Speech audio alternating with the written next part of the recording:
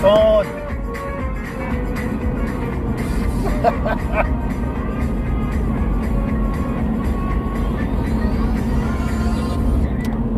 Take it, boys.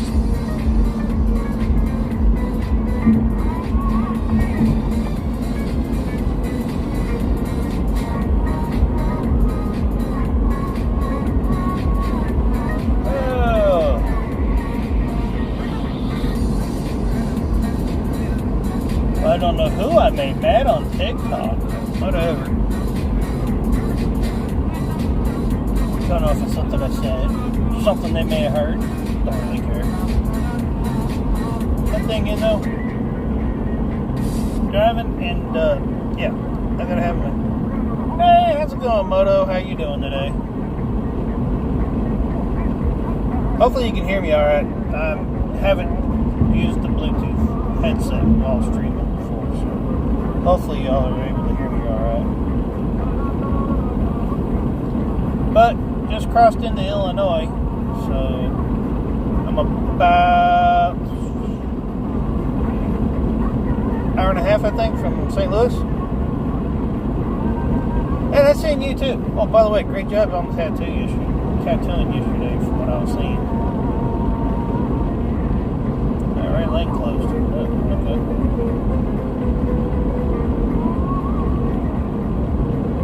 But tried doing a little live. Oh, okay, cool. Thank you for letting me know. The car is awfully quiet. I feel rich. I guess you can say. I mean,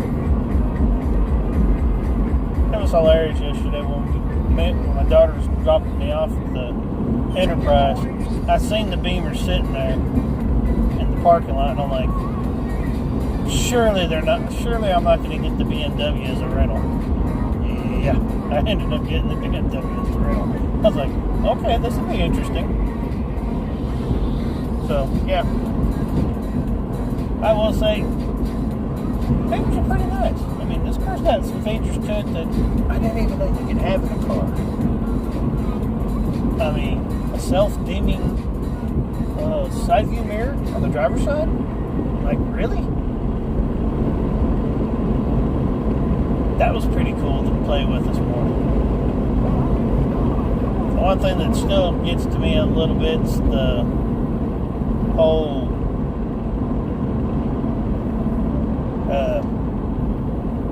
semi-electric assist steering.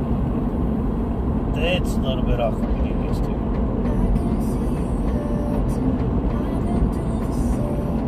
I mean, closest thing I've got to this kind of a stiff steering has been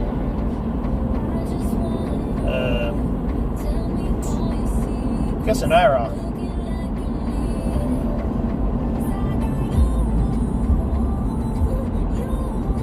So, yeah, this car's got a powerful little, punchy little 4-cylinder turbo in it, and it's a hybrid. So it's got a 10-gallon tank for gas and a battery as well. Which, the battery's got 1 mile worth of charge to it. So I've been basically using the gas more than anything than the batteries. But yeah, it's kind of a cool car.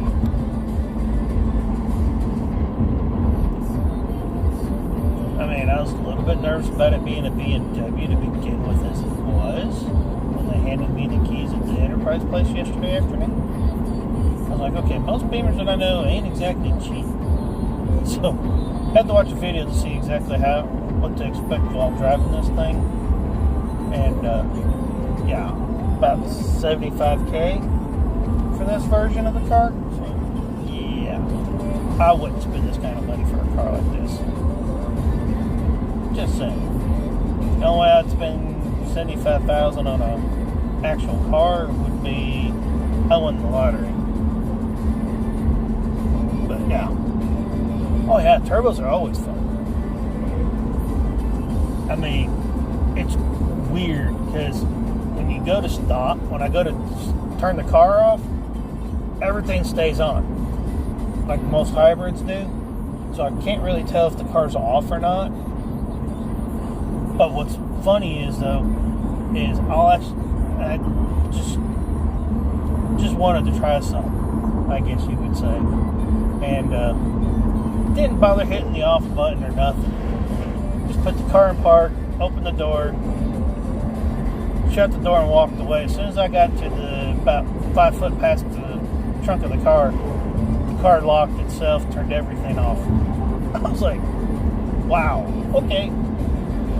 So you don't even have to hit the off button on the car to turn the car off. It'll do it on its own. But I'm sure people that make $200,000-$300,000 a year or more, let's see, 60, 80.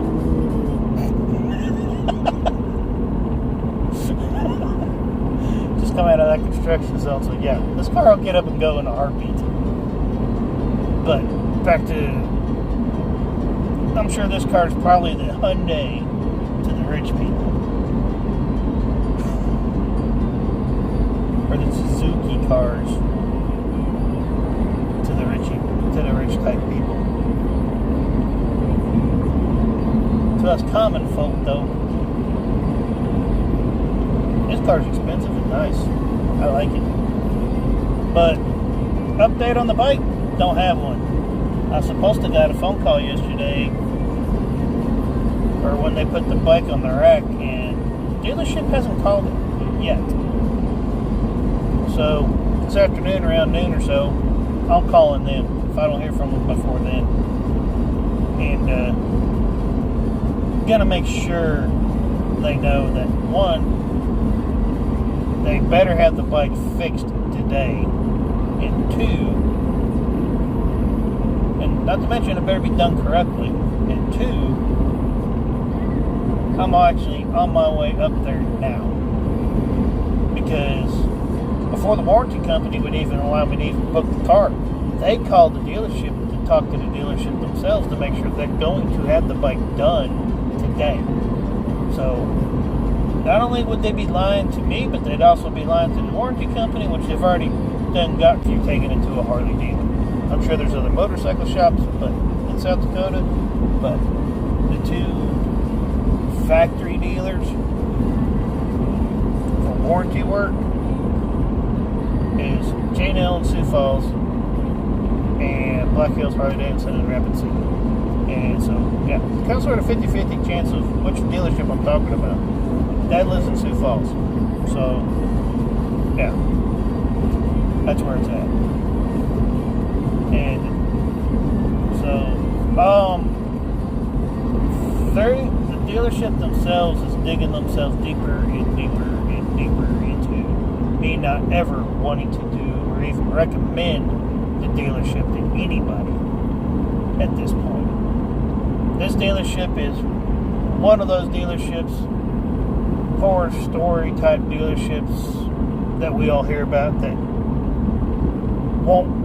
does not want to deal with warranty work, does not want to take care of their customers. As of right now, that is the impression they're giving me right now. And especially if you're a traveler, they don't want to do it. I hate saying that about a dealership, but they're doing it themselves. So, I mean, not much I can do. There ain't much I'm going to do about that, and I'm sure the heck ain't going to lie for them. I mean, Black Hills Harley Davidson back in 2020, any issues at all, and they actually got me the bike back quicker than what they told me it was going to take.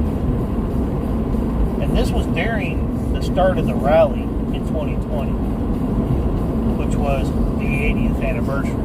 So not only was it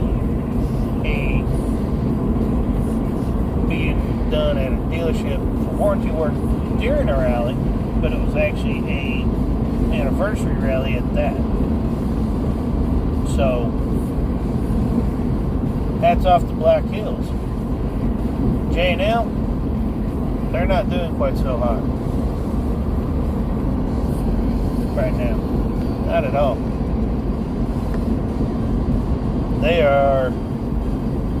They are basically giving Harley Davidson a bad rap right now, in my eyes.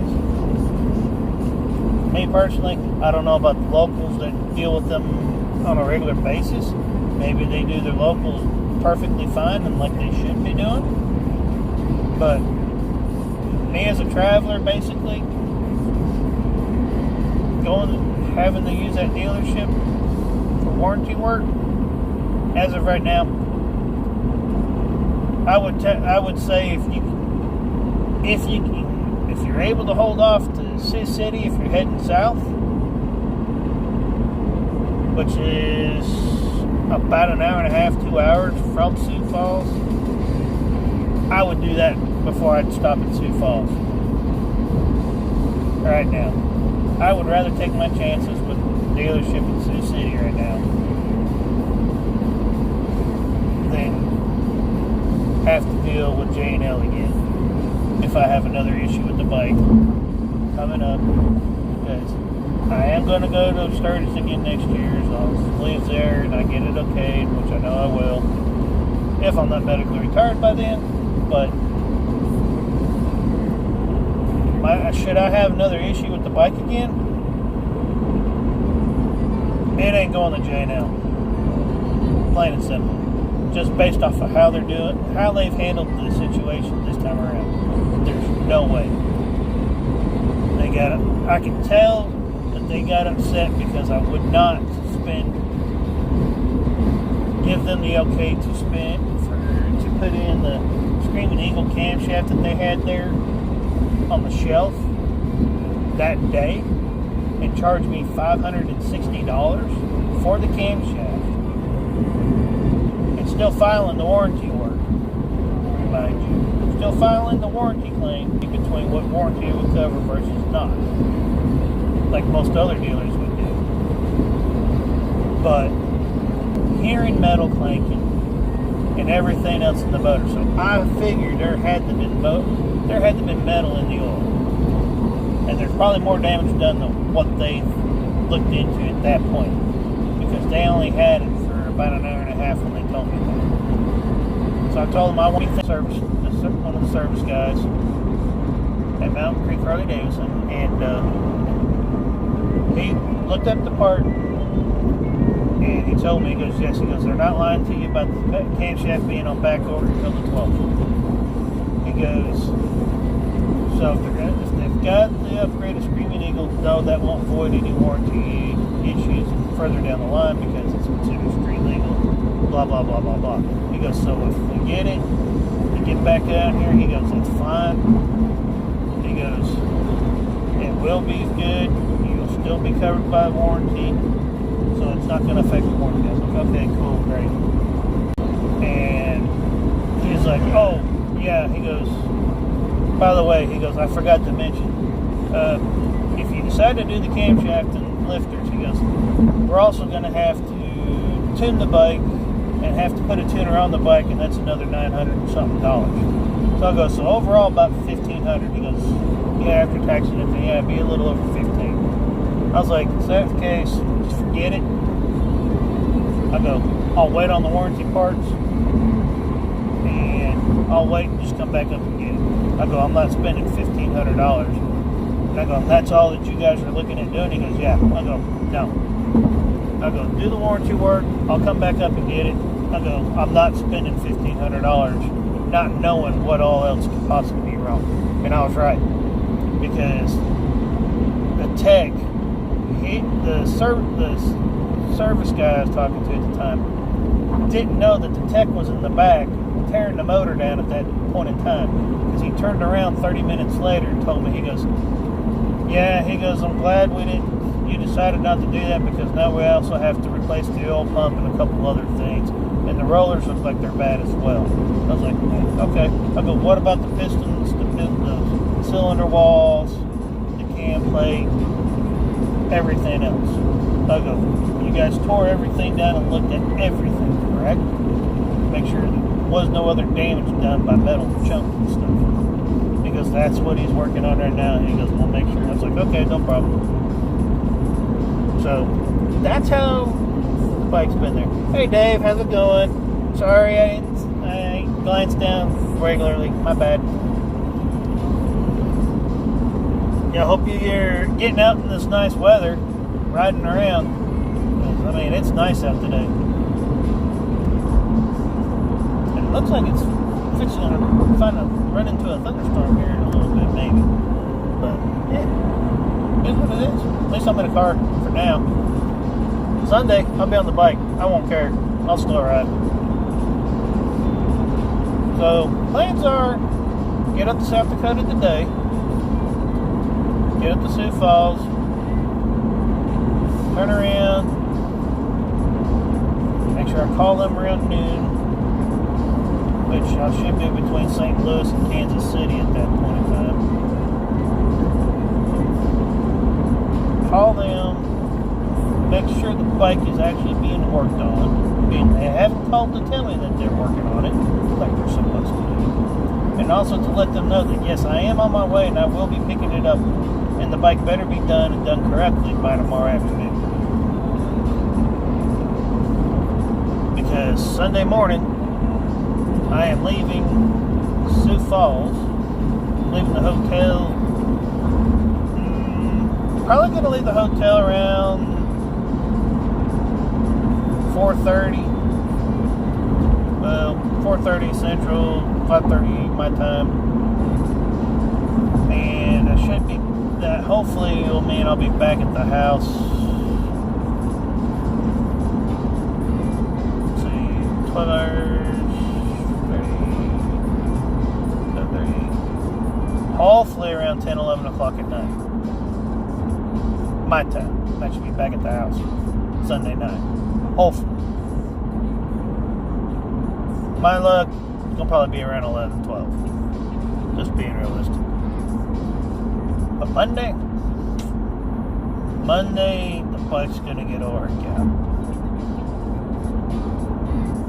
Because I will probably be heading up to the mountains on Monday. Definitely getting some riding in before I have to go back to work Tuesday. But, please, hopefully, everybody's having a great day, though. I want to thank everybody for swinging in. Some watch hours built up and stuff because good ways to go before. No, I got to get the hours up though too.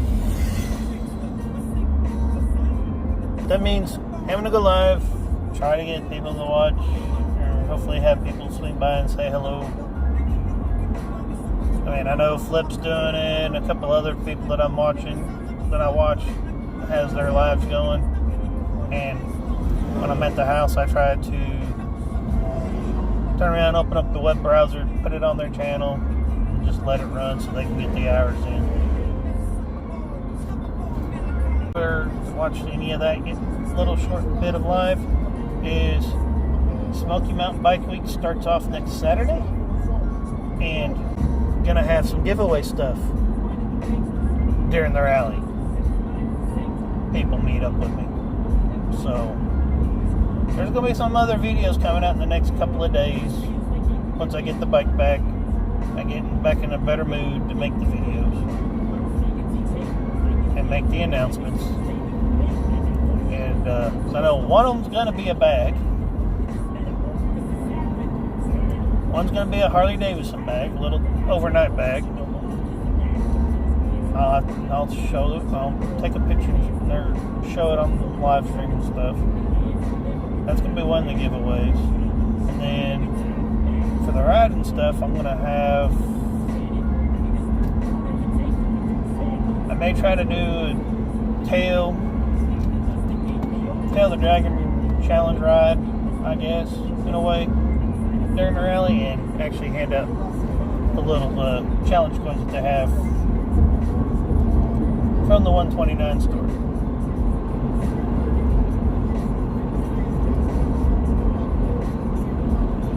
Are we still in the construction zone? Yeah. I'm not going to get going too fast. From Illinois, for people that get tickets from Illinois State Police, they're not exactly cheap. So definitely don't feel like having to explain that one more. Granted. Hey Ray, how's it going? I appreciate it. Thanks. Yeah, I'm hoping all goes well too, but dealership's not leaving me warm and fuzzy. I'll say that, if you're still watching. They're supposed to have called me when they put the bike on their rack. I haven't gotten a phone call. It's supposed to be worked on all day yesterday and today. So, yeah, I should have gotten a phone call yesterday from the dealership.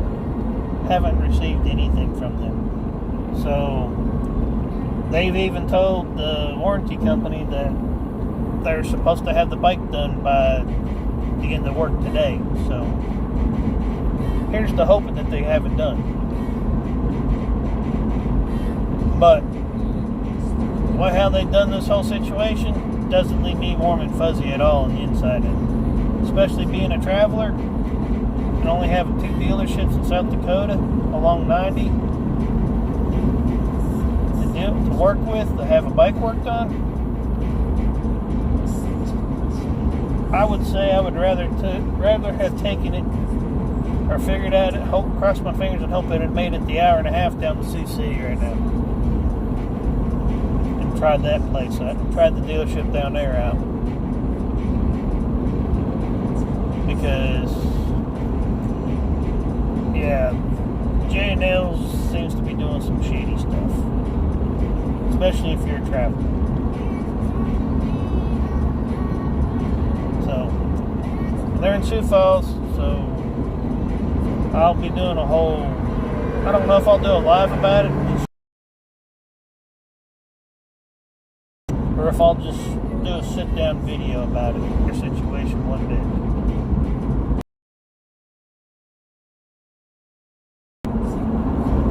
That's one of those dealers that's kind of put a tarnish on Harley Davidson's name, which is the real reason why people are having issues with Harleys, I feel like. One of the many is the dealerships trying to screw the riders over, which is ridiculous. But I will say though, at least the car rental place is doing me good though. Hats off to Enterprise. I mean, they gave me a BMW to drive, so I feel kind of cool about that.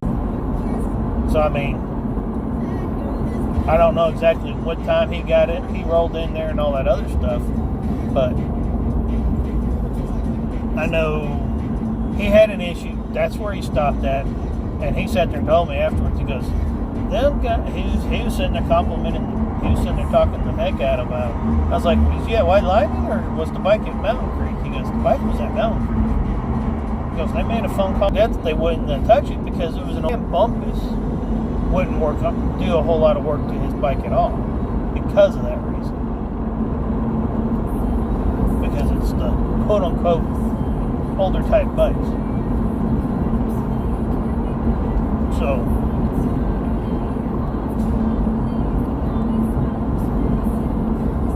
he was actually surprised that Mountain Creek actually done the work on the belt for him. Which I'm sure a belt's a belt. I mean, look to be that different between a belt on a 2012 versus a 2024 or a 2020. I mean, I'm sure they probably all pretty much hook up the same way. But, so I mean, Mountain Creek does pretty good. I've heard mixed stuff about Smoky Mountain. I mean, you've dealt with White Lightning. So I don't know exactly how that worked. How you would say White Lightning does or not. I mean, I remember the whole situation with CVO. Granted, not sure if they're the one that put the kit in or not. And also, they did have your bike for quite a while. Granted, I'm sure same issue, back order on parts. New Harley Davidson's moto. luxury brand bikes for luxury price, but we always have back order parts.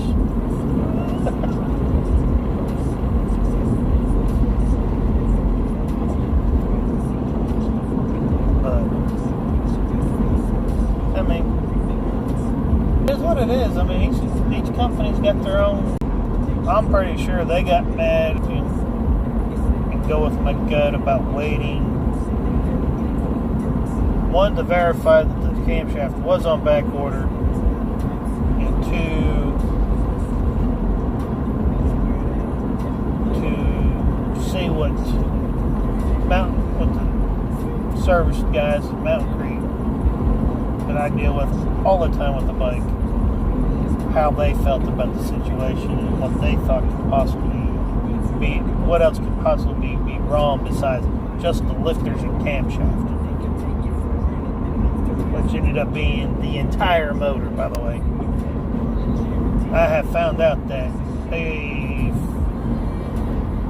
when I talked to the general manager, thanks Ray for bringing that up as an idea for me to contact the general manager. I had done that 2 weeks ago, actually, and that's when I found out that they're practically rebuilding the motor.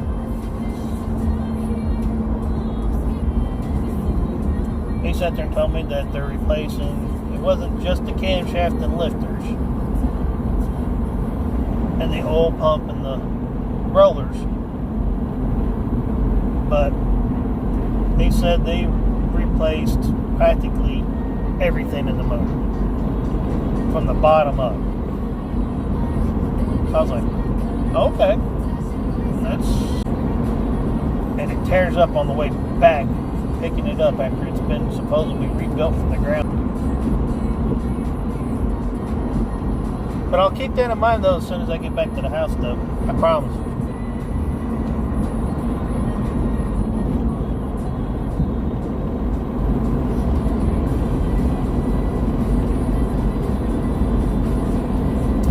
But I'm in Darren's neck of the woods right now.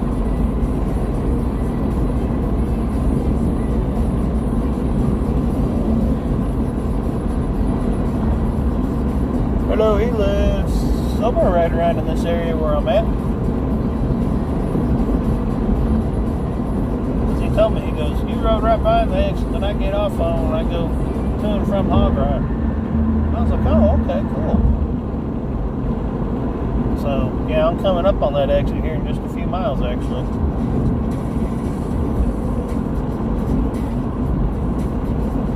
Been kind of sort of keeping an eye out for bikes. Hoping maybe I might actually see him riding up the road.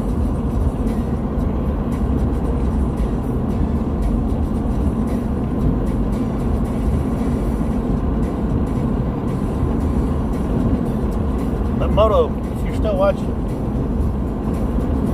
I am wanting to come back up and ride the back of the Dragon again. And might even do one of the other rides that's up there too, that's up the road a little bit further.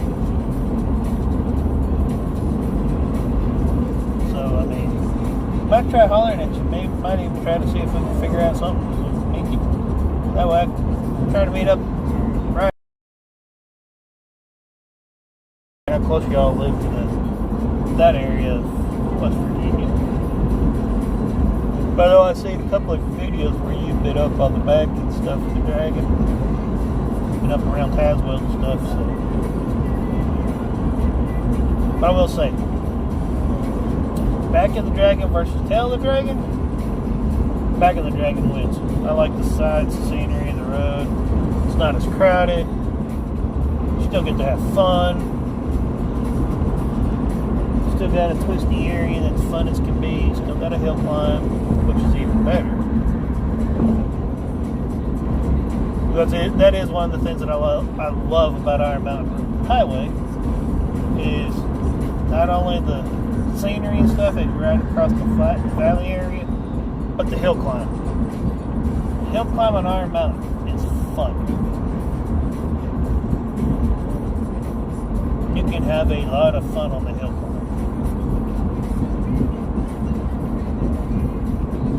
Especially if you're going south to north.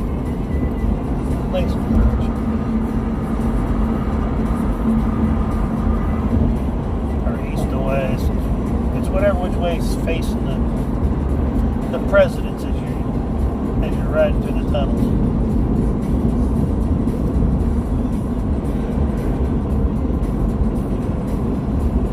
So I always go up Iron Mountain that way. I usually come down Needles, hop on, then come down through Custer, park a little ways, and then hop up on the Iron Mountain on the bottom side and come up. That is a fun ride. That is a must ride for anybody that rides a bike, has the time, wants to experience some great roads. As long as you're an somewhat experienced rider, I wouldn't suggest it for a brand new ride. I mean, make sure you're comfortable with your bike, by all means, before hopping on Iron Mountain Road. Because the twisties on that, and hill climb especially, you have to be comfortable with your bike, and you have to pay attention. You have to know what you're doing. Otherwise, you're going to have you're going to end up because if you can say that, or somebody else for that matter. I mean, I'm not a preacher of telling people what they need to do. It's common sense things. I don't know why my nose is itching all of a sudden.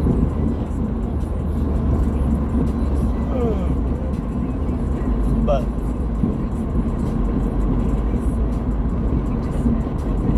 for those of us, and on the tail, people don't understand. It's not like most other areas. Even Iron Mountain Road, Needles. Fire departments, rescue, and ambulances and stuff. Good Lord. This is the fourth cop that's got a tractor. Hey, anybody that knows anybody that's driving an 18-wheeler, hey, you coming through Illinois, 57? Especially around the Johnson City area, be extremely careful if you're driving a truck. This has been northbound so far on 57 around Johnson City area. Be careful. Evidently the troopers ain't playing around with 18-wheelers today. Odd. But back at hand, when you get to areas like, probably even like the back of the Dragon even, you get up in these mountain areas,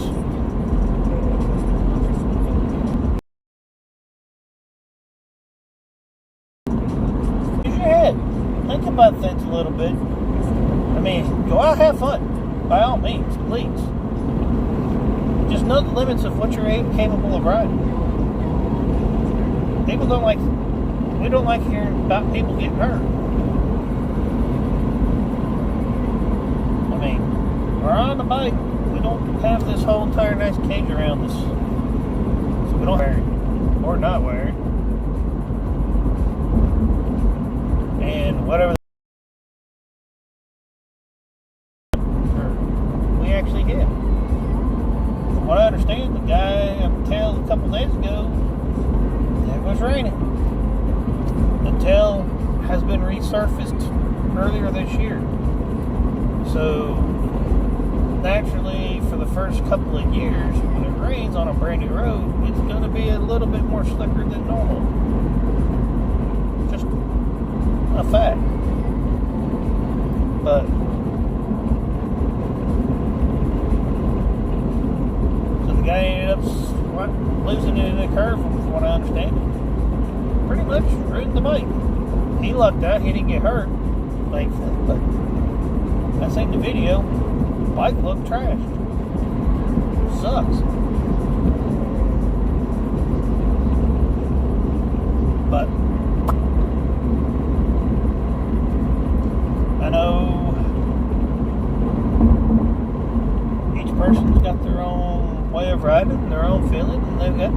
everybody has their own level of experience and their own limits.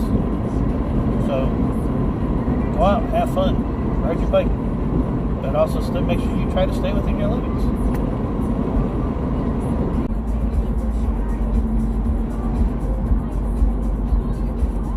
But another construction zone. Boy, Illinois is loving these construction zones on 57, I can tell you.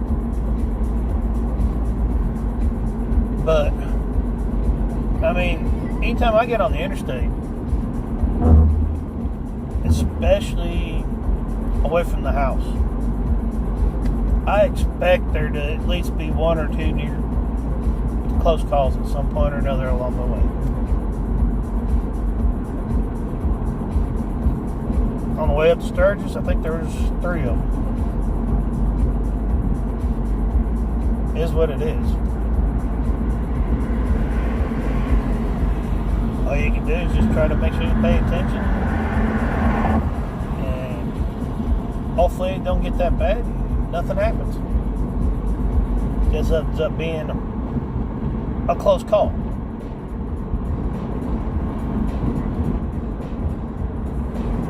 But nothing really happening. I guess some of you idiots ain't double the fine. Yeah, no thank you. That's too much paperwork for me at work. I mean, ticket's one thing. Having to fill out the paperwork at work? No thank you. That's another. That's a headache.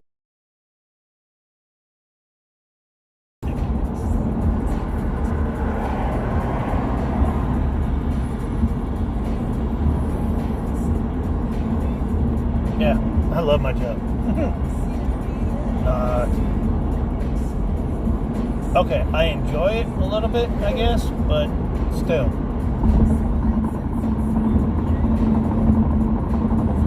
My job has actually a toll on me once and for all.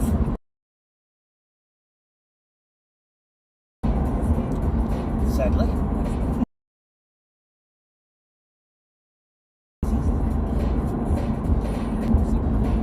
This was in Chattanooga?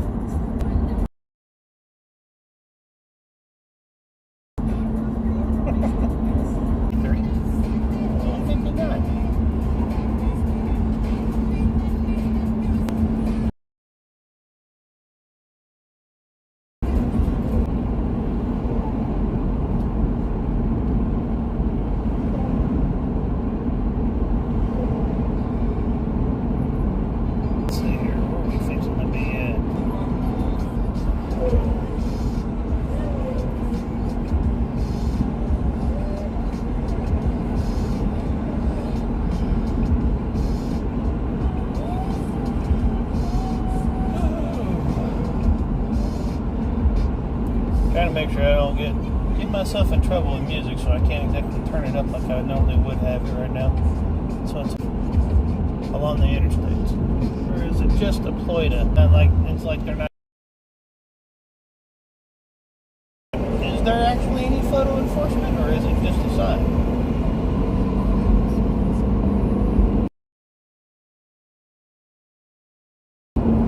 Finally out of the construction zone, just to get back into one here in a few minutes.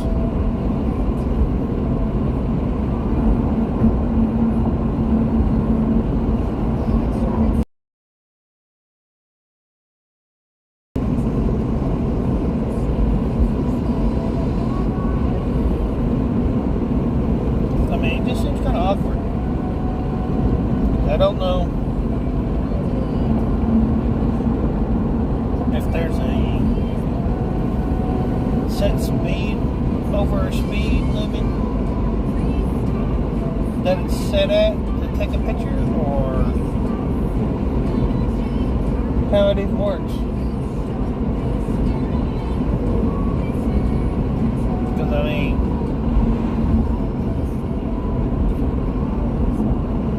it's kind of awkward.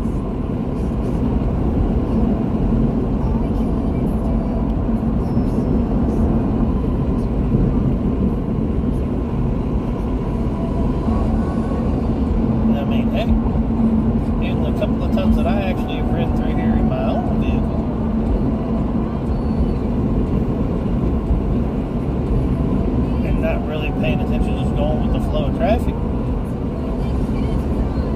the sign, like, oh crap, I didn't realize it was still in the construction zone. Look down, oops. But yeah, I ain't gotten a ticket in the mail. I'm kind of sort of wondering if it's just a sign to try to get people to slow down, or if it's actually legitimate. Never know. Won't know till you get one, I guess.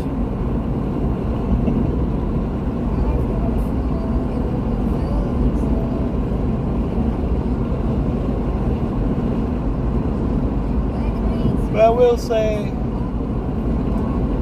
I'd like to come up here one time for a weekend. Because I'm not sure exactly which lake I am, but just going along the interstate on 57, I've always liked coming up through here because it's always kind of cool looking. Just seeing the water and stuff.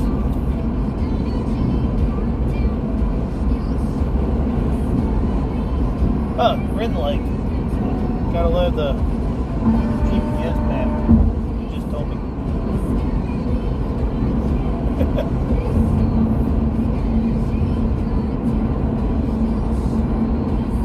Got all these little islands. You get to see a little bit of the lake, and you're almost level with the lake when you're on the interstate. So I'm sure if it probably rained enough, flooded, it'd probably flood the interstate. Let's see, what time is it? 9:15. The dealership just opened. So we'll give them a few hours. See if they call.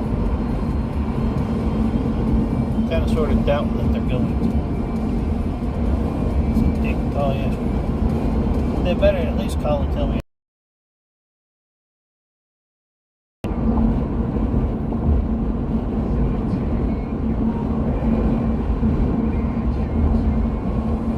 They definitely don't want me doing a survey for them.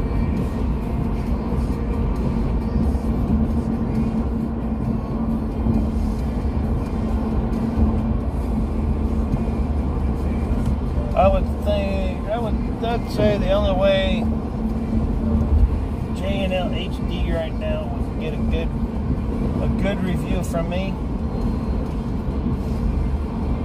would be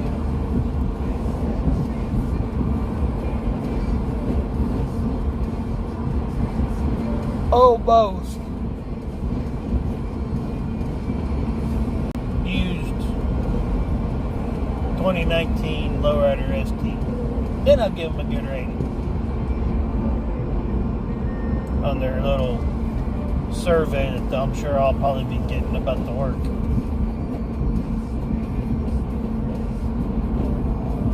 Alright.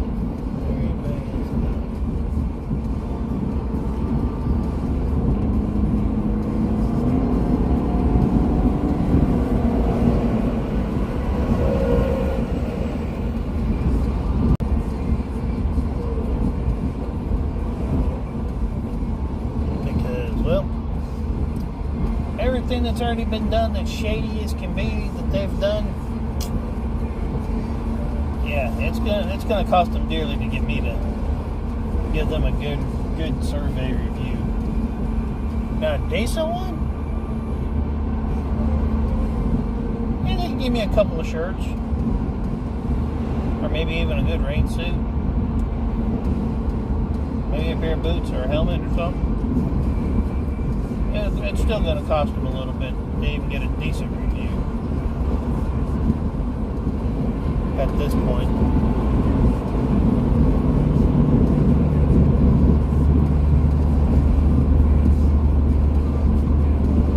I mean, it's just been that bad of an experience with this dealership. And I'm actually glad and thankful that my dad lives in Sioux Falls. So that bit helped save me probably a few $100 easily, because I was able to stay at Dad's for the whole week that I was waiting on getting a rental car to get back to the house. had my dad not lived in Sioux Falls, oh God, I'd have been out. Oh shoot, I've been out almost $1,000 actually, just in hotel costs, waiting on a car rental. Or I could have just gone ahead and just bought a plane ticket at that point. Or I would have, actually. Be stuck somewhere for that long, and yeah.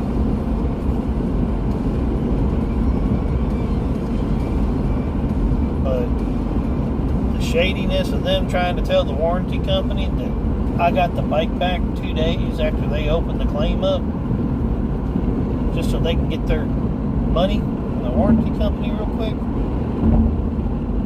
and me finding out from the warranty company that they're not even supposed to do that until after I have my bike back in my possession, tells me all I need to know about this dealership.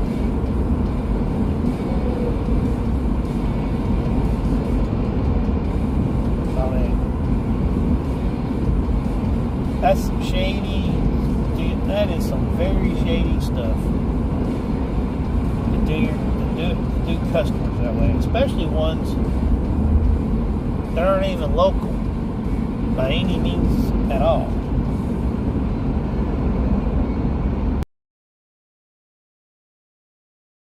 Quickly sell them, get them to pay X amount of money, get them back on the road down to their hair, just for them to have more issues down the road, be stuck somewhere else. Because that was what was going to happen with this dealership. Had I not stopped and thought about it, had it not been for me being able to stay at my dad's, which was another contributing factor of why I stopped and thought about things a little bit harder than I would have. But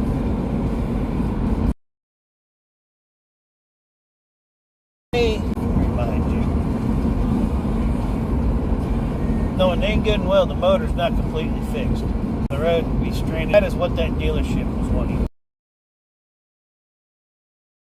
Had I not stopped and thought about it, they end up replacing everything in the motor from the bottom up, not just the camshaft and the lifters.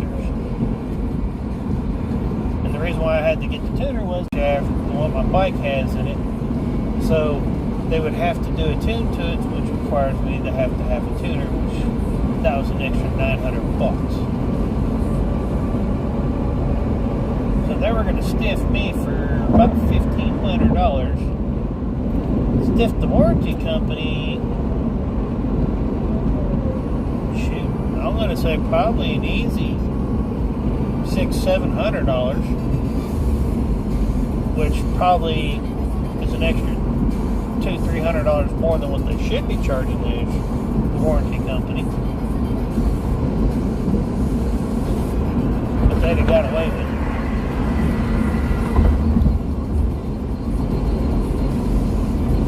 Because that's one of the other conversations I think I may have with the warranty company once I get back to the house. I'm still debating upon trying to talk to them about that, see what they say.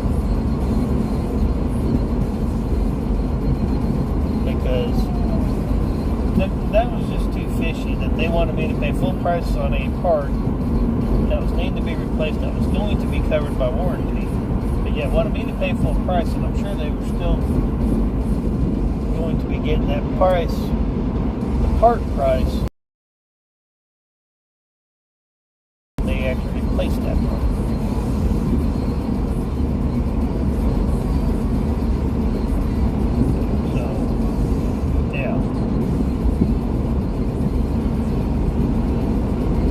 Dealership, to say the least.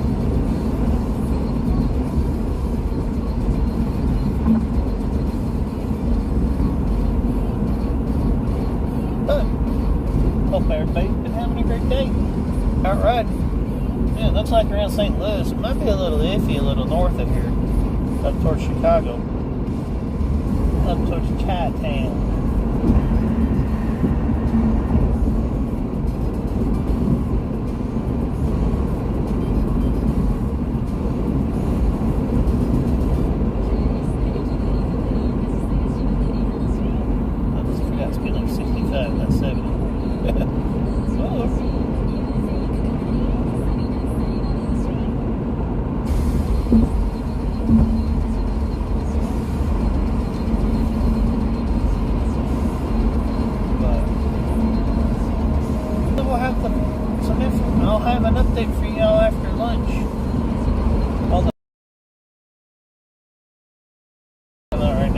Better be. Yeah. I'll just leave it at that. It better be done by the time.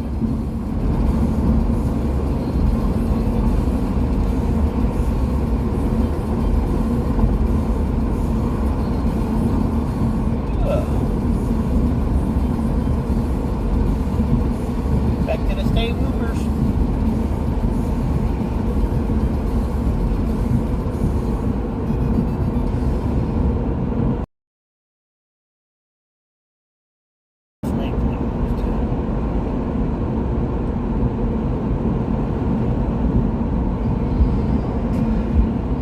That's the exit.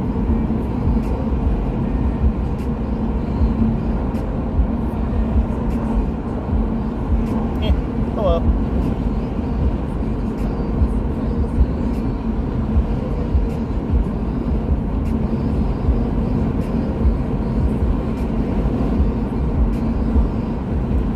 But I'm in Mount Vernon, Illinois. I'm fixing to be. I'm getting closer to St. Louis. Towards where Evil Rick is at. So kind of sort of been that. I'm being on the lookout for a wreck on the Gold Wing train.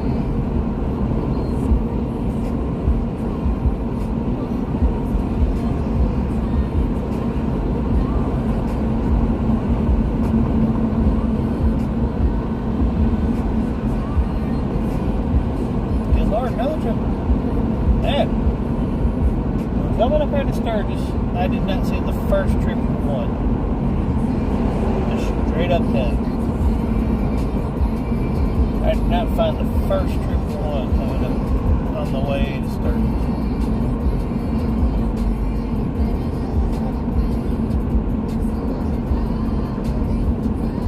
Up here, oh, hey, another one.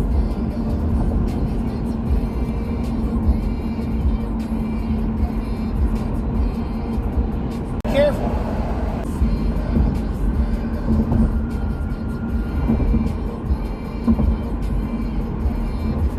So,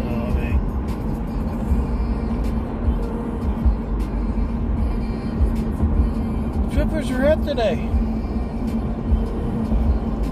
Again, it's getting towards the end of the month, so I guess could be what it is. I'm trying to make sure they get their numbers in before they get in trouble.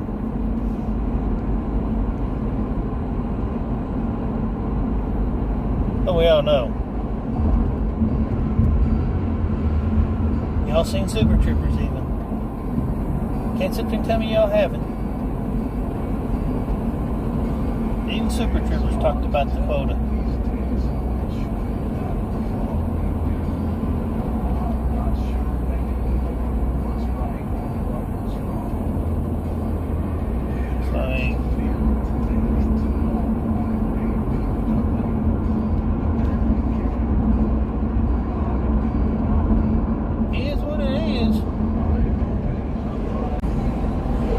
There was no concrete there. Concreted up now. Guess they've got to hurry up and get this stuff done though too. I mean, winter is right around the corner. It'd be awful hard to. I mean, construction zone. Parking in the winter sucks. Get that. Get out Sunday. It's gonna be a little chilly. It ain't gonna be that bad though. I think Sunday morning in Sioux Falls shouldn't be too bad.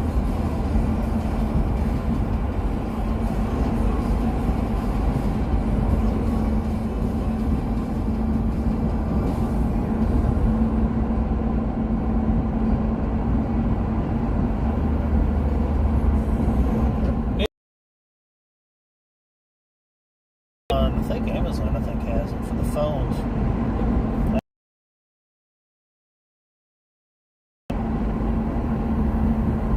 I hate those windshield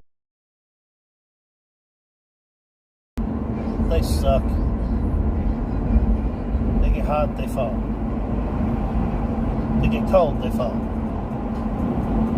They get too hot, they become permanently attached and require a razor to remove.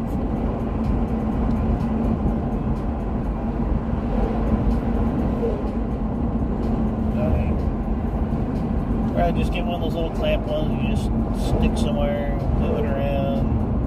Yeah.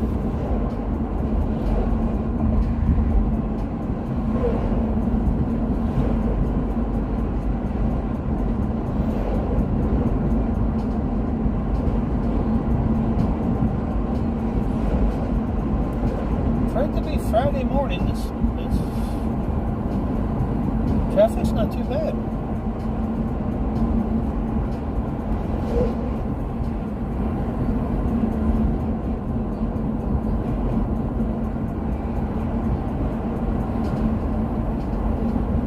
Of course, it's 9:30 local time, so I mean, I'm sure most of the rush hour traffic's done with. Thank God.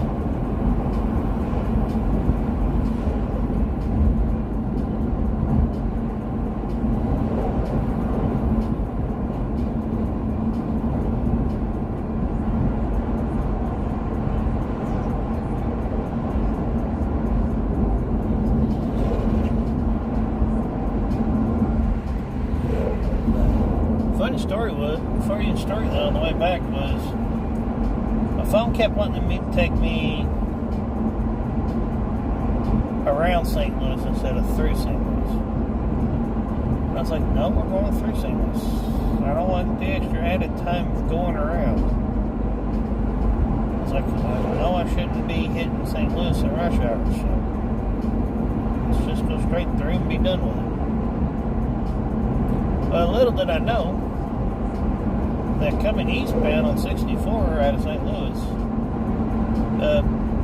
the off-ramp, the merge ramp from 70 to 64, it's not there.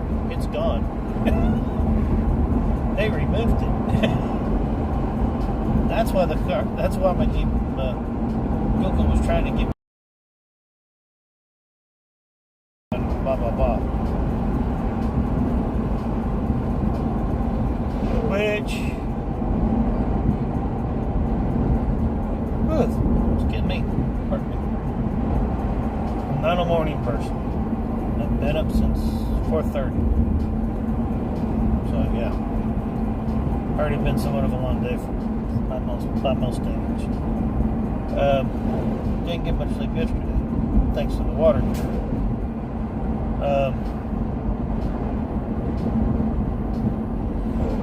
But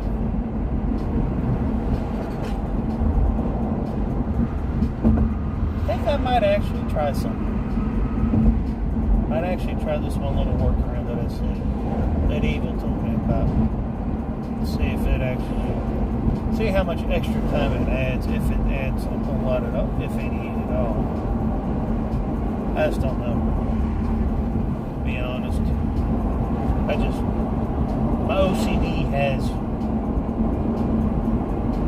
normally likes to kick in where it's like, you go this way, you know this way, this is the way we go. That's how people with OCD and ADHD and stuff, that's how we typically drive. If we've been somewhere, we know that way, that's the way we keep going. So that's always the fight to use the GPS. They want to tell you to go this way, you're like, no, we're going this way. Because they may know something that you don't know. You're arguing we even want the GPS.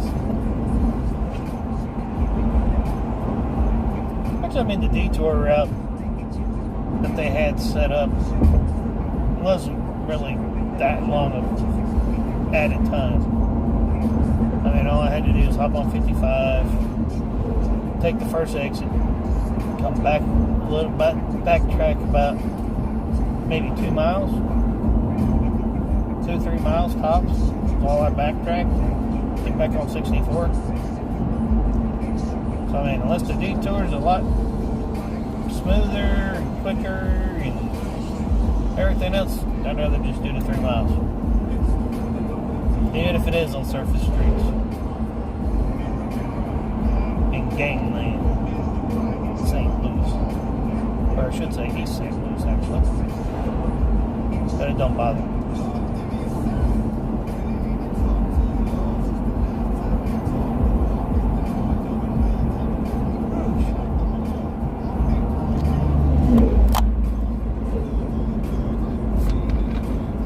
It's breakfast.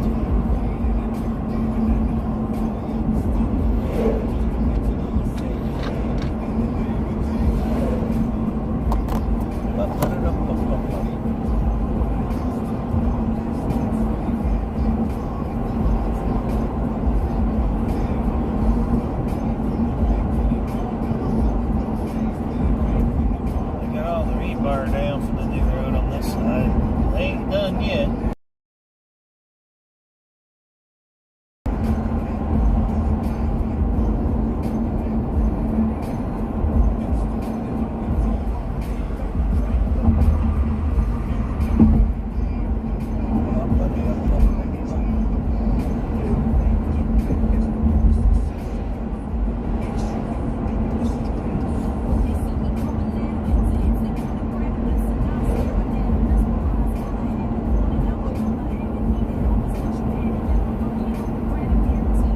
If you happen to be somebody new watching, hello, welcome to the channel, right over here. Yeah, no, I'm not riding, I'm actually driving right now, but I'm on my way up to get the bike finally from where the motor grenaded on the way back from Sturgis. So, and then Sunday I'll be live from the bike. Once I start headed out. Oh, might actually want to check out the live when I first start up. If you're actually up that early in the morning, come to think of it. So you East Coast people, it'd be about 6:30, 6:30ish. Central people would be about 5:30, so on and so forth. But the reason why I say that is, well,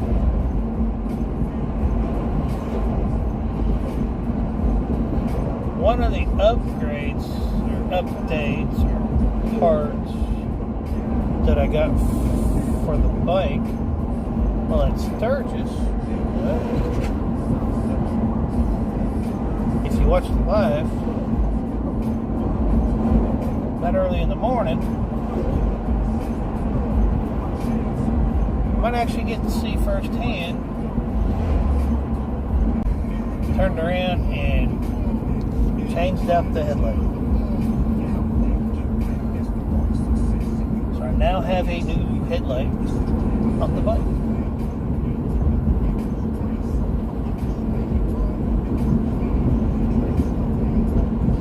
And quite honestly, I like it.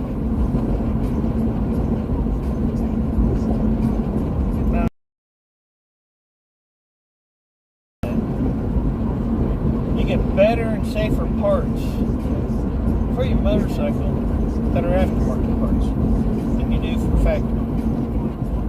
Like what gives?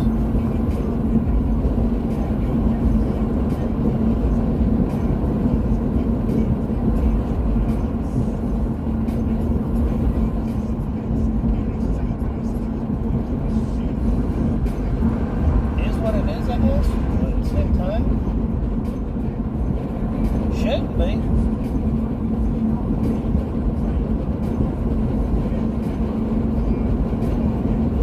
I mean, you would think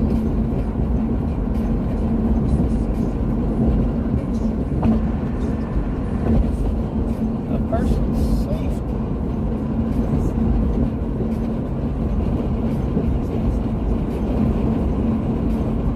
would be more inclined to be a pushing factor.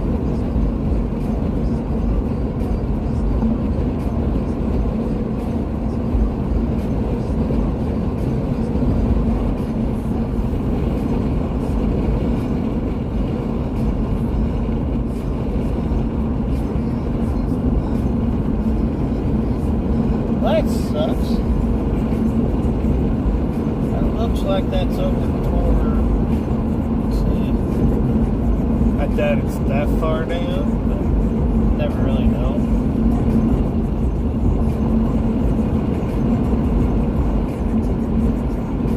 Looks like it's gonna be a cloudy day. Eureka Springs for the rally for the day. Nope, no eagle right there, I don't think. Not unless he traded his gold wing in for a Harley.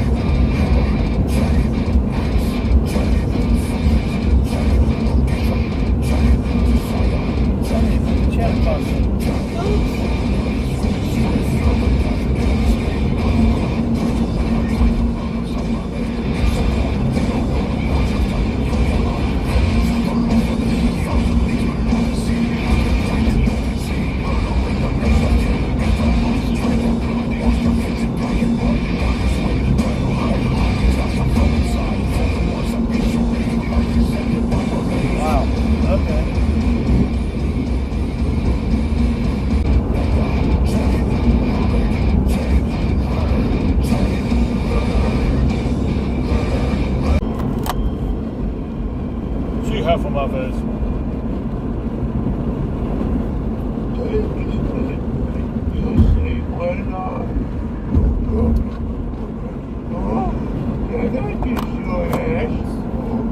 I don't know, Aquaman. You think it's a good idea? What the heck oh, stop, Aquaman. Select.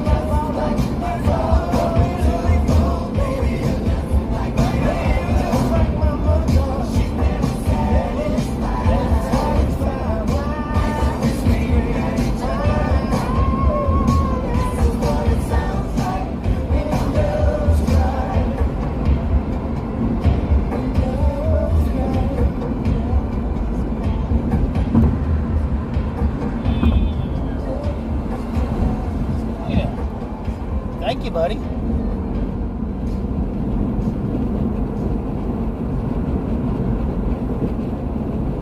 Jackass.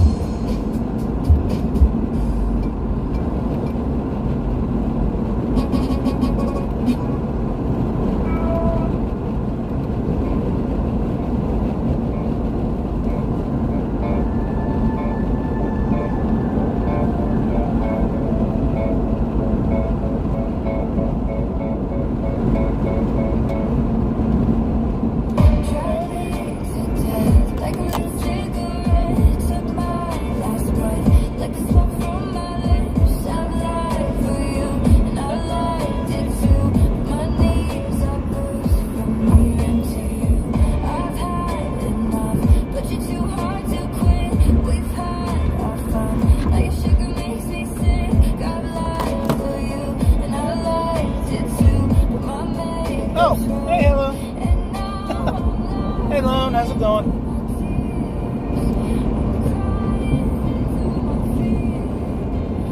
You can't hear me, right?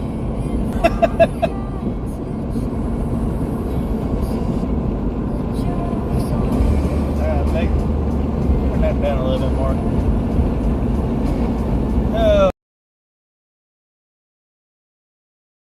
Currently on 64, about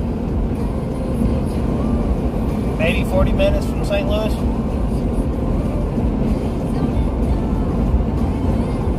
Well, the po-po kind of sort of keeping the speed in check, if you know what I mean.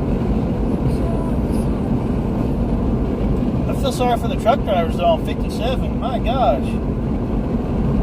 The stretch between 24 and 64. Oh my God. Went through there earlier and there was 4 18-wheelers stopped within a 2-mile stretch of road, interstate. I was like, my. Troopers were out for blood this morning.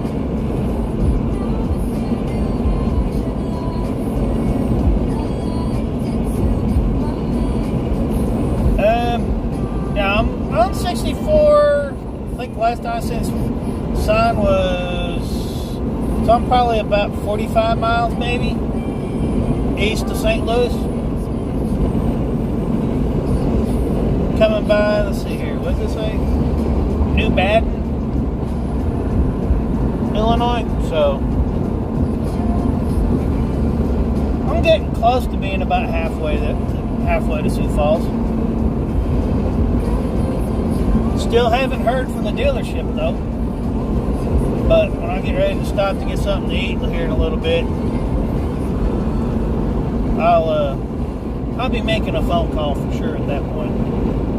Whether I hear from them or, especially if I ain't heard from them before then. But so far, nothing. So yeah, it's not looking too good for this dealership.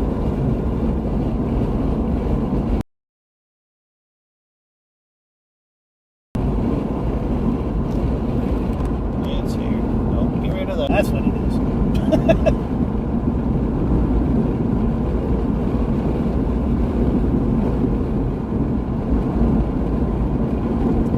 That whole bit where usually I've actually got a time idea. I basically know where I'm at, and I know about when I need to actually get gas, just off of where I'm at. I don't have to look down at the gas and keep an eye on the gas gauge. Granted, I might do that this time on the way back because, well, not getting a warm, fuzzy feeling about J&L HD at all.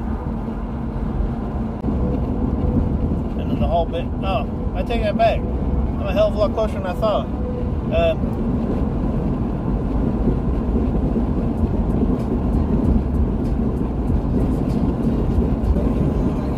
Yeah, I think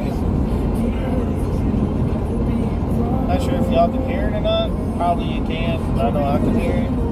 But I have to get some sort of other noise going because it's starting to get too quiet in this car. Yeah. Me and quietness don't get along too well. If I'm in a quiet place, I will actually fall asleep just because it's quiet.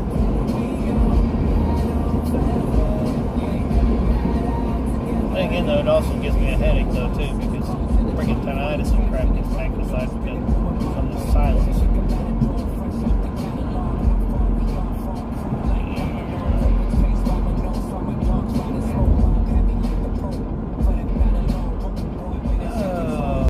We're having issues getting up this little hill.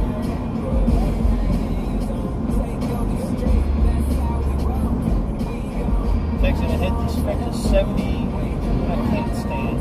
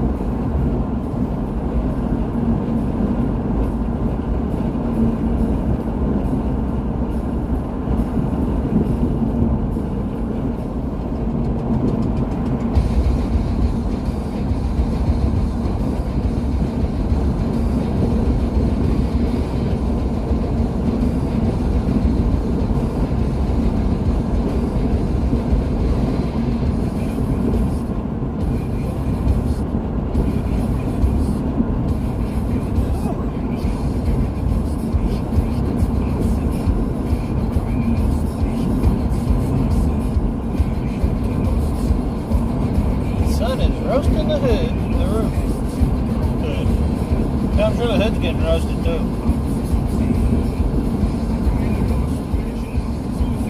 I can actually feel the heat coming off the hood of the car, the roof of the car though.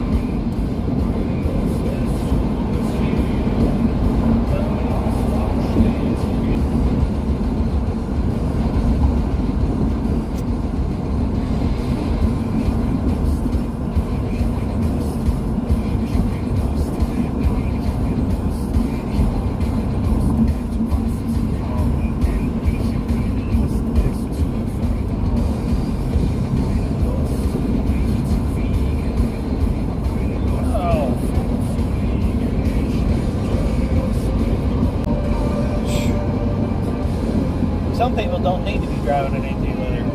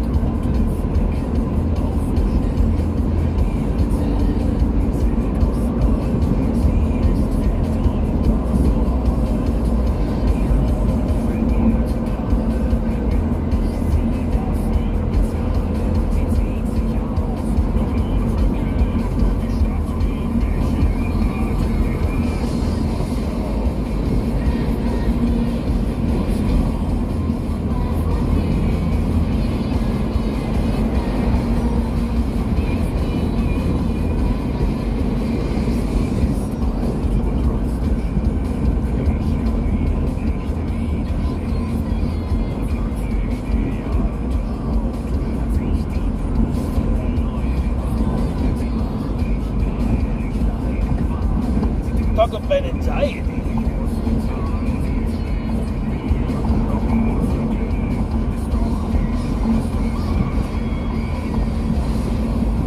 One's driving around, the other adds to his deal.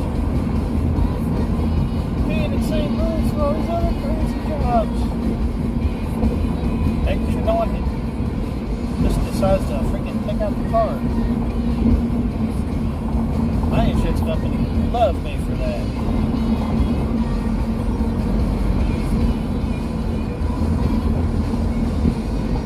Quite sure of it.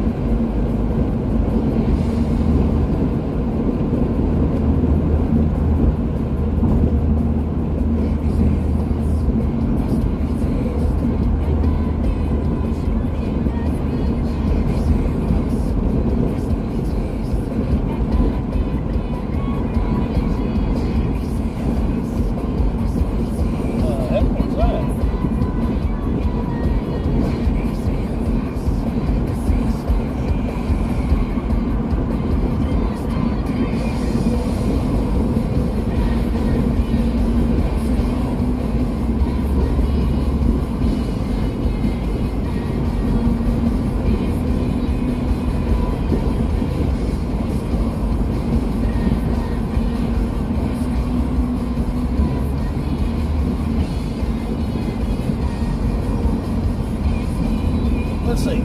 If a car's about 70, 75K, I wonder how much a BMW SUV runs. Probably about 150? 125?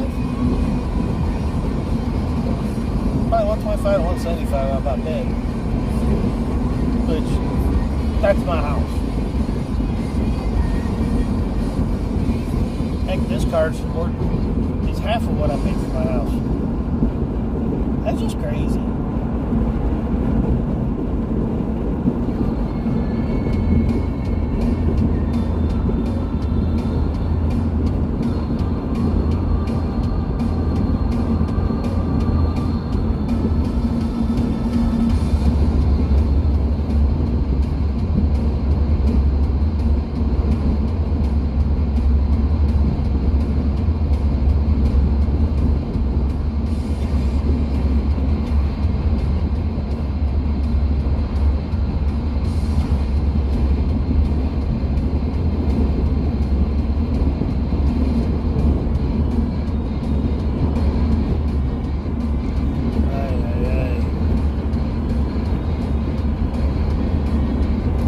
How much I hate city driving.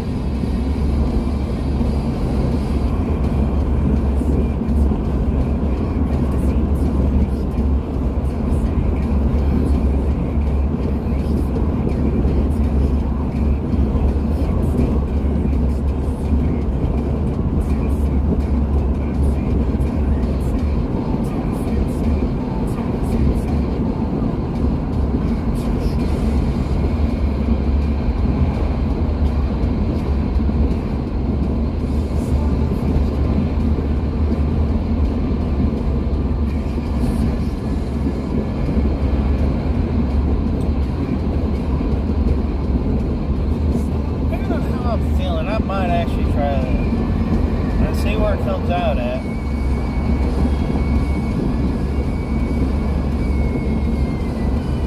Let's see where the other end of it is.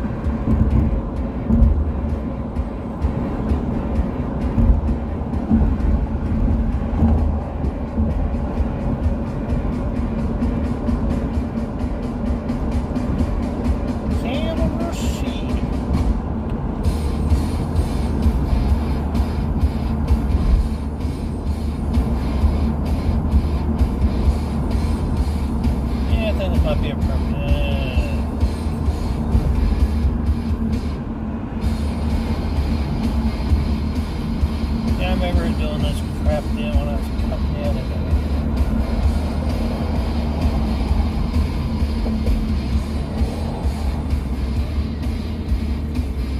Like, what the heck are we stopping for?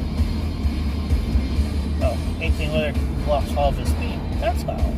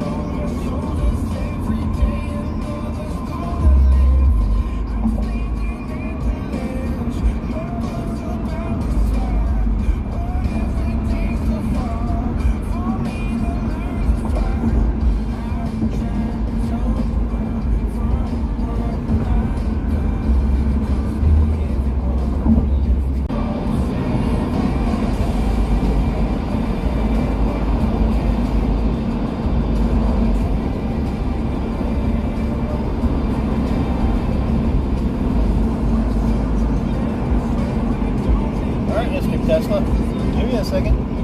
I mean, hell, speed limit 55. I'm only doing, yeah. Well, have at it, buddy.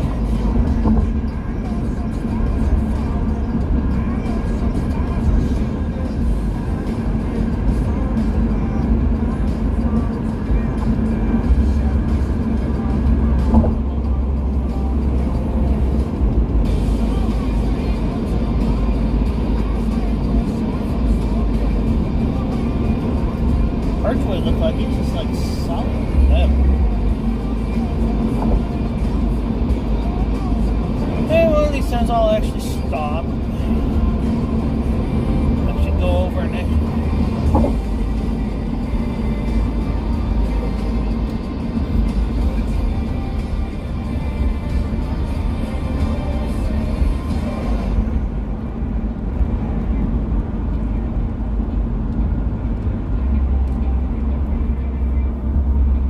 I should go over there and actually see it for a change. Instead of just driving by looking at it.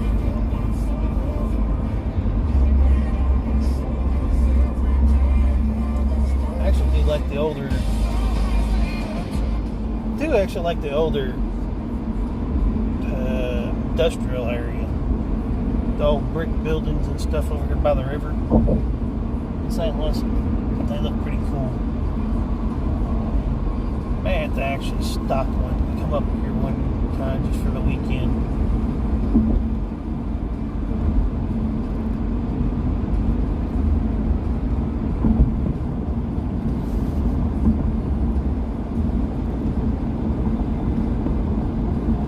Come on, people, it's just a curve. Ain't no reason to spaz out about it.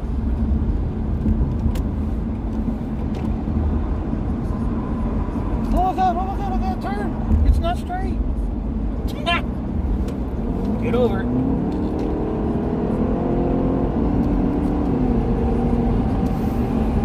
It's called the road. I mean, granted, yeah, I'm sure people from Florida probably really hate curvy roads. Because they ain't straight. They're not used to a curve. Much less a turn. Just pass it.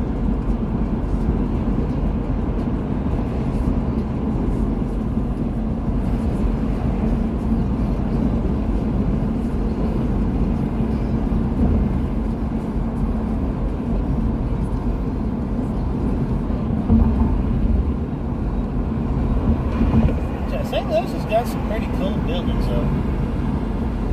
I will say that. Not just the Archway. I mean, there's this old church that sits all right here up along the interstate. Like I said, the old industrial area, the older brick buildings and stuff, which I'm sure are probably abandoned.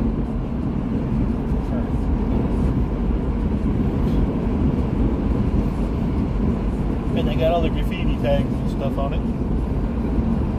But,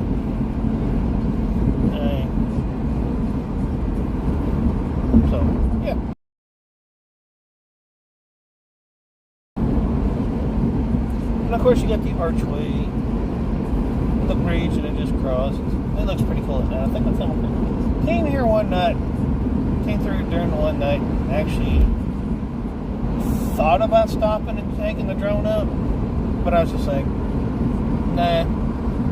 I want to get to Dad's because it's already getting late. Or actually, I just wanted to get through St. Louis. I was planning on stopping anyways when I got to St. Charles, and that's what I did. But, oh, my sister's wedding. I'll come through here at nighttime.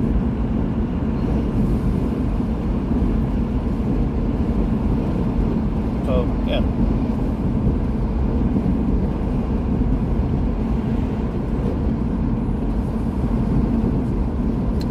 Traffic's not too terrible. Not getting out.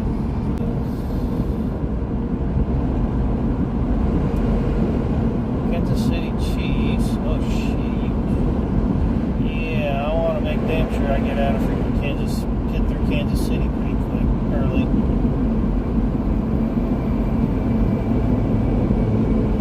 Especially if they got a home game this weekend. Didn't think about that. Yeah, man, ain't the St. Louis Cardinals. Oh, that's a baseball game. That's a baseball game.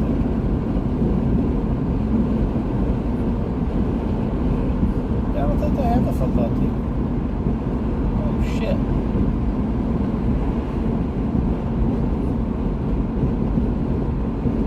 Guy handed that freaking electric assist steering. Definitely cause you to screw up. If you ain't paying attention to it.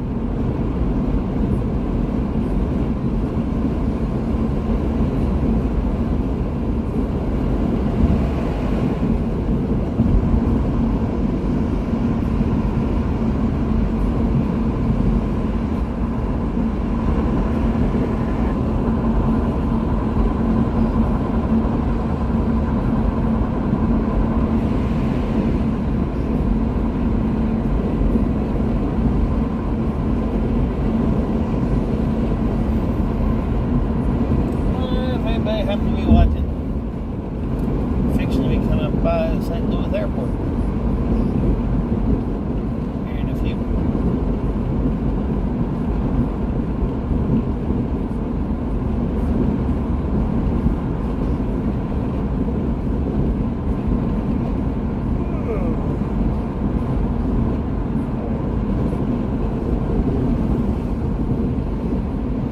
Dang, done been up for 7 hours.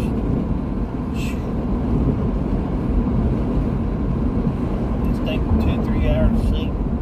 Freaking day. All this mess. My gosh.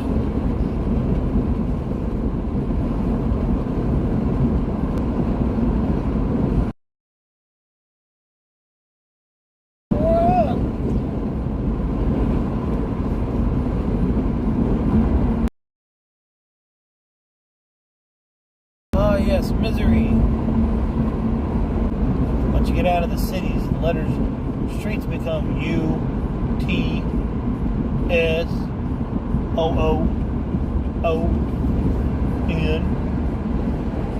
You don't even have to get out of the city.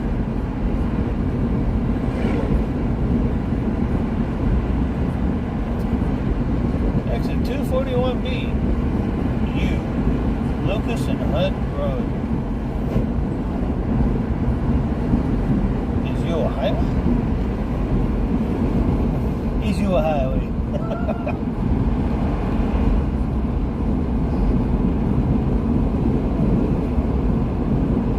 Yeah. So nobody wants to be on that road.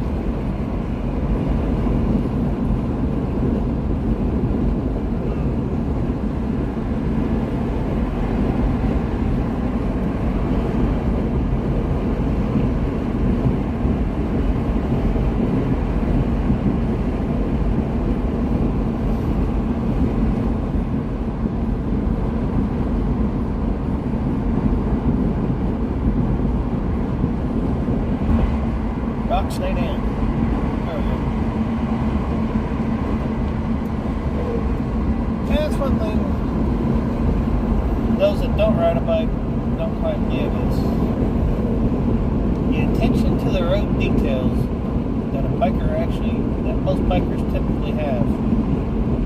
They've been riding for a while. You kind of sort of see the holes, the grooves, the rocks, the chairs, the ripples in the road. And a lot of it's because, well, when you're riding a bike, you kind of sort of have to pay attention to the road. Because typically when you can run over a hole, a pothole or whatever, in a car, or as bikers call cage, the old timers, and when you can run over in a tires of a car and a truck, well, they don't really upset the car or truck that much. You just feel it. You just hear the bounce and the bump and all that, making a little bit of a racket and ruckus. No big deal. You hit that same hole just right with a bike? Well,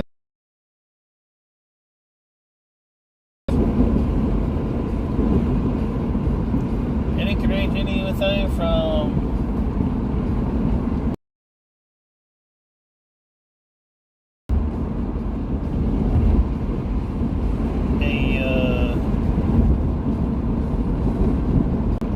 wreck. But if it's big enough and deep enough, well, you're gonna wreck regardless. Especially if it grabs your entire front tires, sucks it into that hole, and decides it wants to stop you. Or bounces the ever-living crap out of that front butt tire as it sinks down into that hole and then suddenly cracks and breaks.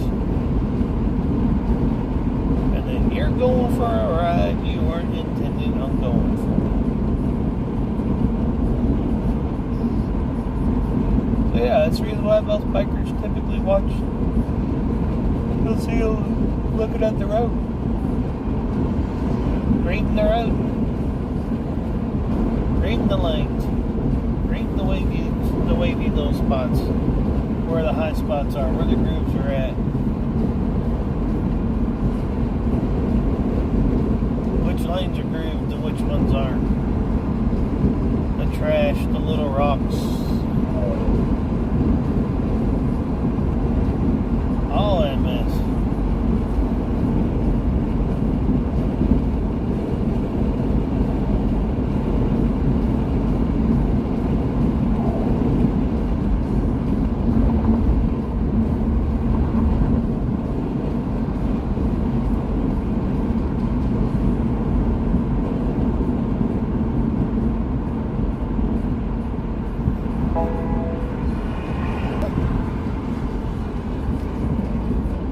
The heck?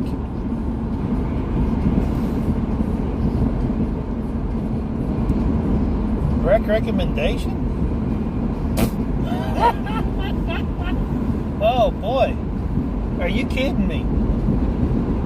Like, really? The car just told me it's actually making a recommendation for me to take a break from driving.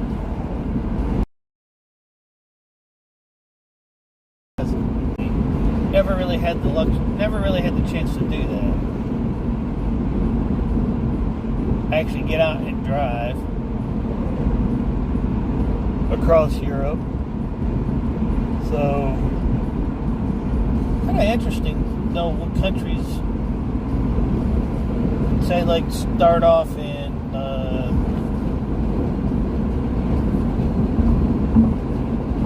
I mean, you always see all these people doing maps and stuff, and always making jokes about traveling and stuff, and how those of us in the States ain't got any issues whatsoever driving 2+ hours to get somewhere, while people in England, oh my gosh, 2-hour drive. That's insane. That's a long way. No, not really. Maybe if you're walking, that distance would be. But if you're driving, good lord. Alright, steering wheel, stop the crap. pulling me funny. Don't need your electrical assist, realistically. But, I mean, it's just weird. I mean, I'll be driving today when I get to Sioux Falls, I have driven about 15 hours, probably about 20, 25, 30 minutes, something like that. Just depends on traffic and whether or not there's a car wrecks or any of that other fun stuff that causes you to just have to sit in traffic for no reason.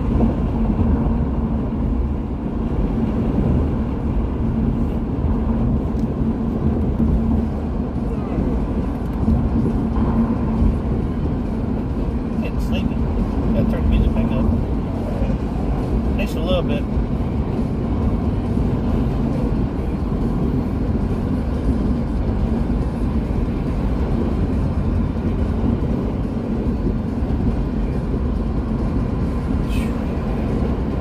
I didn't know this much. Hey, Con, how's it going? I am picking up my motorcycle, my 19 Tri-Glide.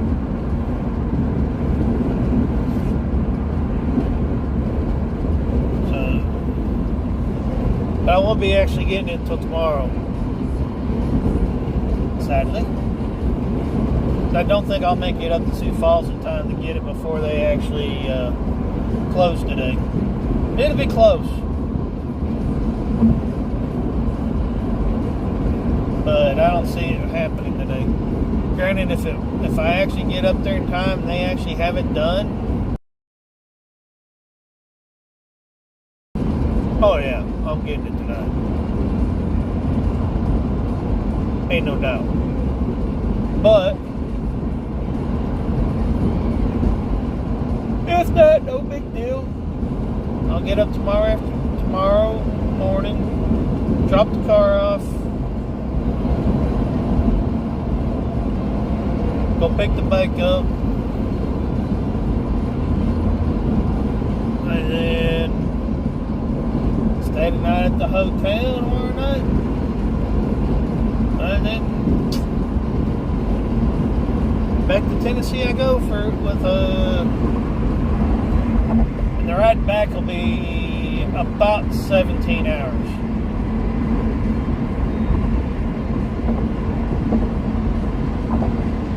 And it's this should be 1,067 miles, but if I decide to take this detour to avoid the city, St. Louis, it might be a little bit different. So, not entirely sure. I'm still debating if I want to take go around St. Louis or just ride right through it.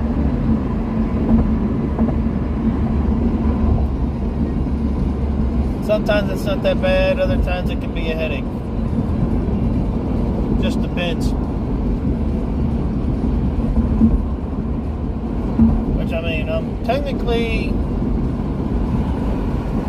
just about halfway for the day.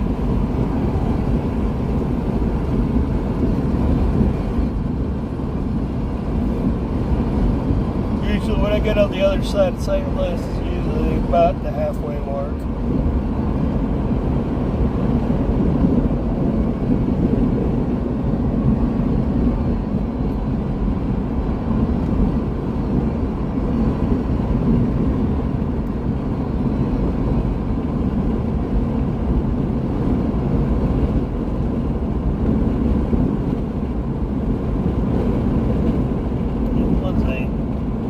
Here in just a second, Ken.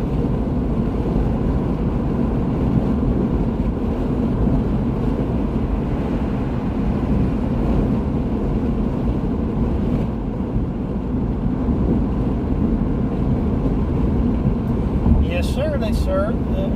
Yeah. Yep. It sure is a trike. And that was one thing I talked to Alan from Advent Black about at Sturgis this year. I actually met up with him at Black Hills, Harley Davidson, during their rally. Actually took the bike. He actually got to see the bike itself with the air deflectors on it, as well as the speaker pods, because the speaker pods are actually on there too from Advan Black. So I've actually got 2 of the products on the bike now, soon to be 3 before too long, possibly a 4th. But me and him talked a little bit about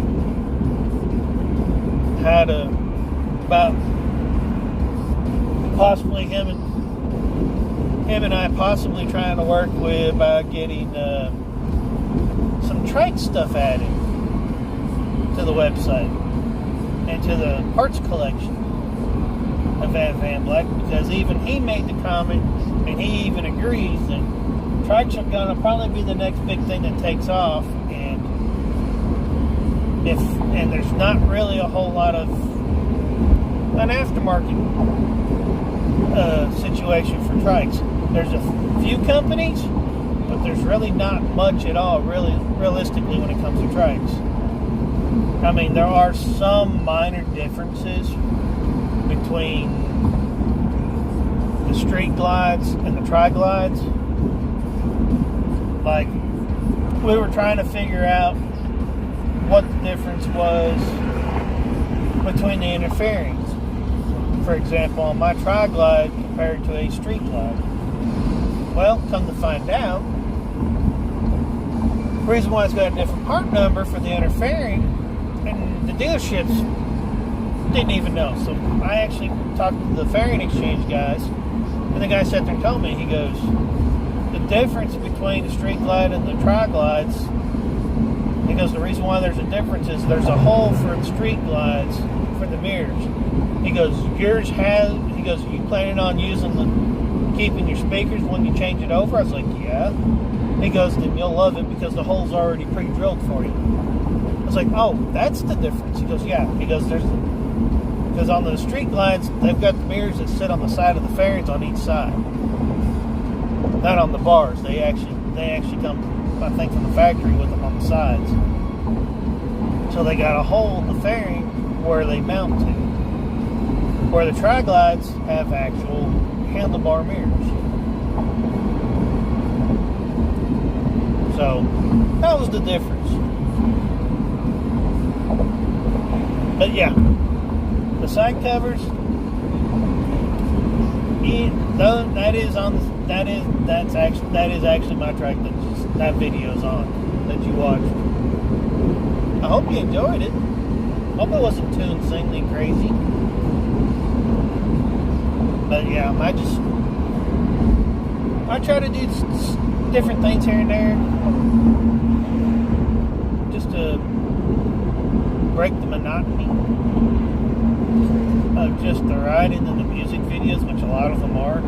I'm wanting to try to do a moto vlog type video at some point. Just ain't been able to figure out how exactly I want to do it yet.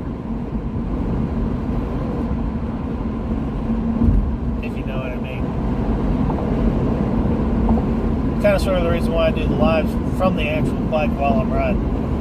To me, it's kind of sort of the moto vlog in the same way, except for it's a little more interactive if people actually watch, instead of just leaving comments on a video. I get to actually interact with the people while I'm riding.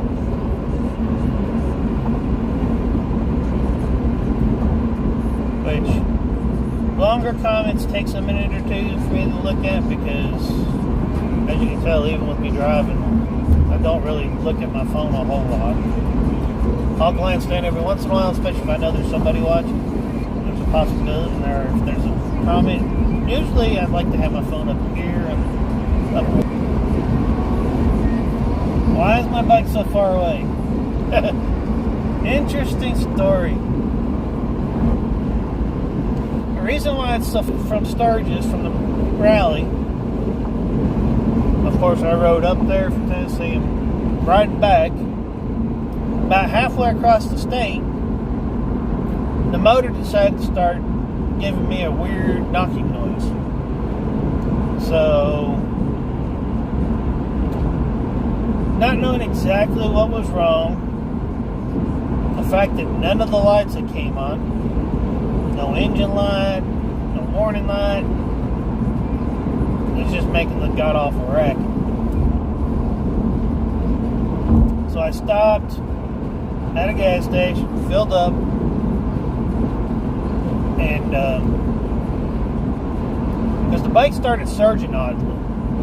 So I was like, okay, and then it started making the noise. So I was just like, something's not making any sense. Something's got to be up, but nothing's showing up. No check engine lights, none of that garbage. So I didn't know what me being somewhat still new to motorcycles and motors for the most part, especially, not knowing exactly what the heck it could be. So I stopped after getting gas, little parking spot, took off the air breather, looked, and yeah, sure enough, the catch can that I put on the bike, it was filled with oil. So I went ahead, took a rag, dumped the oil onto a cloth on a rag, make sure it's all cleaned up, not on the ground, and done that, started it up, listened to it some more, and started doing it again. And I was just like, what the heck could be going on? So I called the dealership that I normally deal with at the house. Talked to the service manager there. I know him real well. And he asked me where I was. And I told him, he heard the bike, and he's like, dude, that don't sound good. He goes, is it still running all right? I was like, for the most part it is. I go, every now and then it'll give me a surging, like an engine surge. I go, but other than that, there ain't no lights. It's been running fine for the most part. He goes, as long as it's still running, he goes, I'd baby it. He goes, how close are you to the dealership? I'll go, according to the GPS, I was actually in the middle of the state, so I was almost practically 200 miles either direction from a dealer, from either one of the two dealers that could work on the bike. And I was like, he's like, well, they're not going to come get it. He goes, if it's not giving you any warning lights and stuff, he goes, I'd go ahead and just ride it. He goes, just be careful, take your time, baby it a little bit. He goes, and just get to one of the two dealers. I was like, okay. So naturally, I'm like, well, if it's going to be bike getting work done, I'd rather be at my father's than in a hotel room. So just kept going towards direction, heading back towards the house, and ended up in Sioux Falls with it. And come to find out, pretty much everything from the bottom of the motor to the top's getting replaced. Don't know exactly what went wrong as of yet. Don't know if it was the oil pump that went out that caused the camshaft and the lifters to go bad, or if the camshaft and lifters went bad, just ended up having the metal shavings get all over everything. So don't really know, but I do know it didn't sound good when I pulled into the dealership to drop it off with it. So, and then been having to wait a month back order parts from Harley Davidson. Now they finally supposed to have it done today, so we'll see. But they were supposed to call me yesterday when they whenever they decided to put it on the rack. They're supposed to call me, and the dealership ain't even called yet. So as you can tell, not exactly too fond of the idea.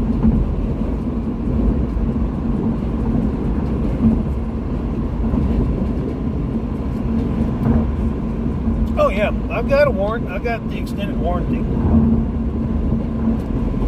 and it covers towing up to a certain mileage. And I think it's up to like 100 miles. I think it is.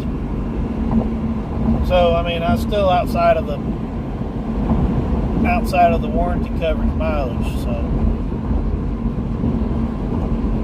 it'd be alright. But yeah, for the most part, I do got stuff. That's part of that extended warranty stuff.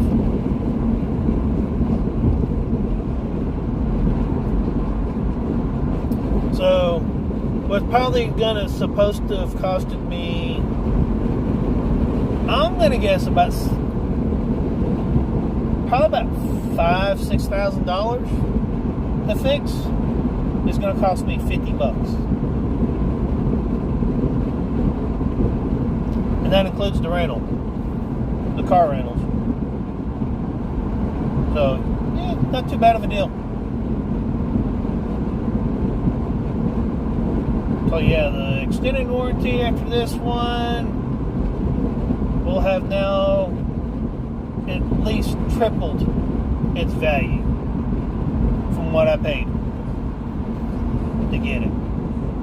So yeah, I'm a big fan of the extended warranties on bikes, especially Harley Davidsons. But at the same time though, yes, it kind of sort of sucks because there's stuff that I want to do to the bike that I haven't done because of the warranties and the extended warranty. But well, how I see it is so far, not doing a cam upgrade, doing all this other stuff, putting a tuner on it, putting a trailer hitch on it, all that so far has saved me probably going on $5,000 now. Now once the extended warranty is done with, the bike's paid for at that point, that's when I'll decide if I want to keep the start rolling the dice and actually be able to do stuff to the bike that I want to do to it, like motor work, being able to pull a trailer, so on and so forth.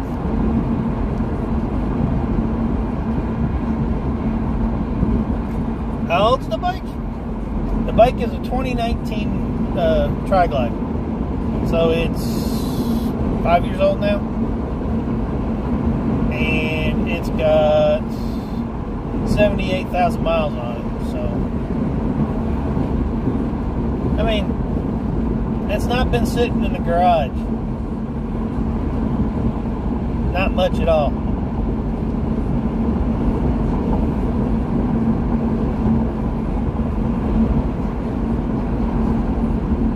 I do like riding. In fact, my truck's going to probably hate me because I've been having to drive the truck for the past month. And, yeah, it's not going to get much drive time at all once I get the bike back.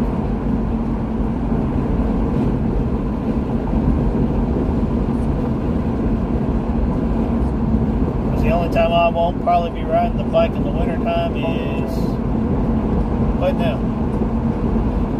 No, don't ask me again. I don't need to take a break. I'll take a break when I need to. Thank you, though. Car asking me if I want to take if I recommended that I take a break. Boy. I'm fixing to have to anyways before too long because I'm at a quarter of a tank of gas. So I'll be stopping here in a little bit anyways. I just want to get out of the city.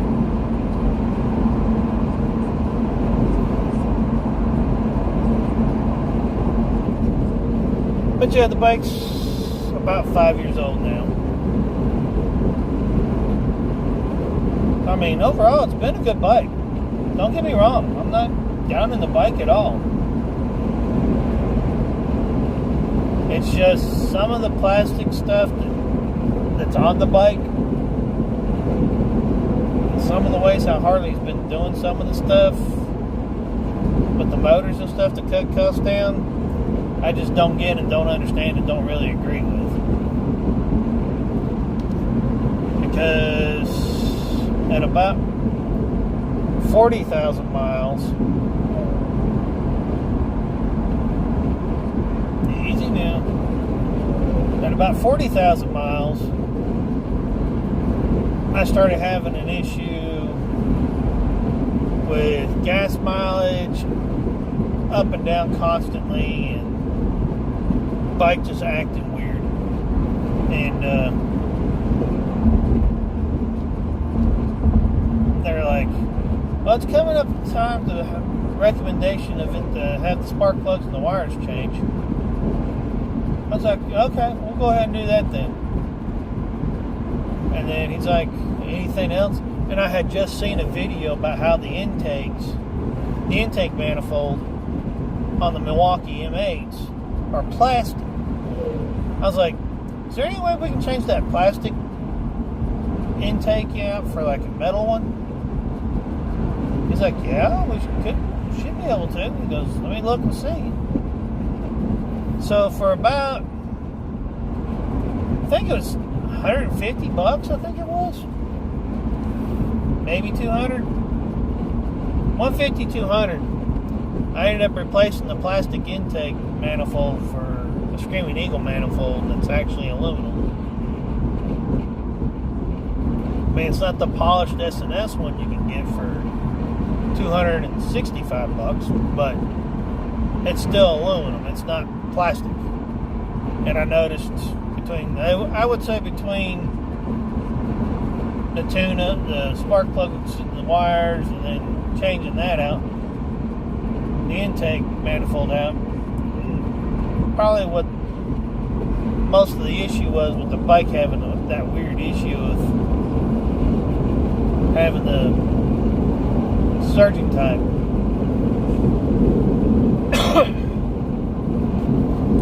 Because I think that manifold was warped a little bit, letting extra air get in behind the sensors and stuff for the actual butterfly.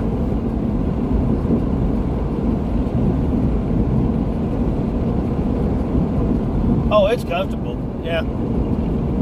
I mean,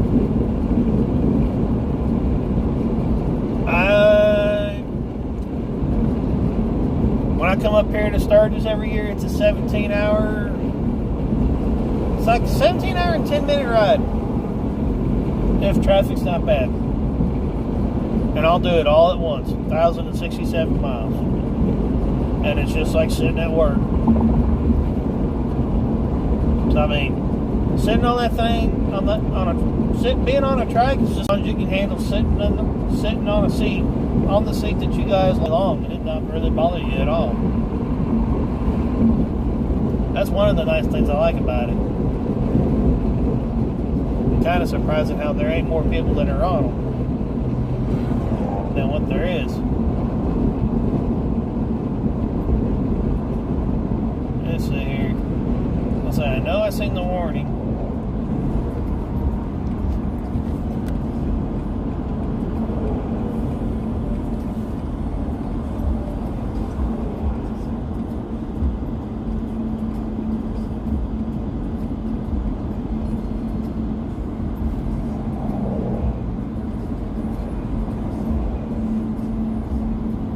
But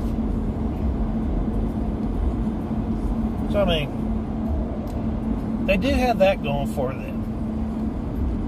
I mean, yeah, they're a little awkward at first, especially for anybody that's been riding a normal bike. There is a little bit of a learning curve and a little bit of a comfort curve to get used to being on a trike after being on a normal bike for a while. For me, it wasn't that big of a deal because I went from doing the motorcycle class on I think it was a 1250, a 1200. I think is what they gave. No, it was a 500.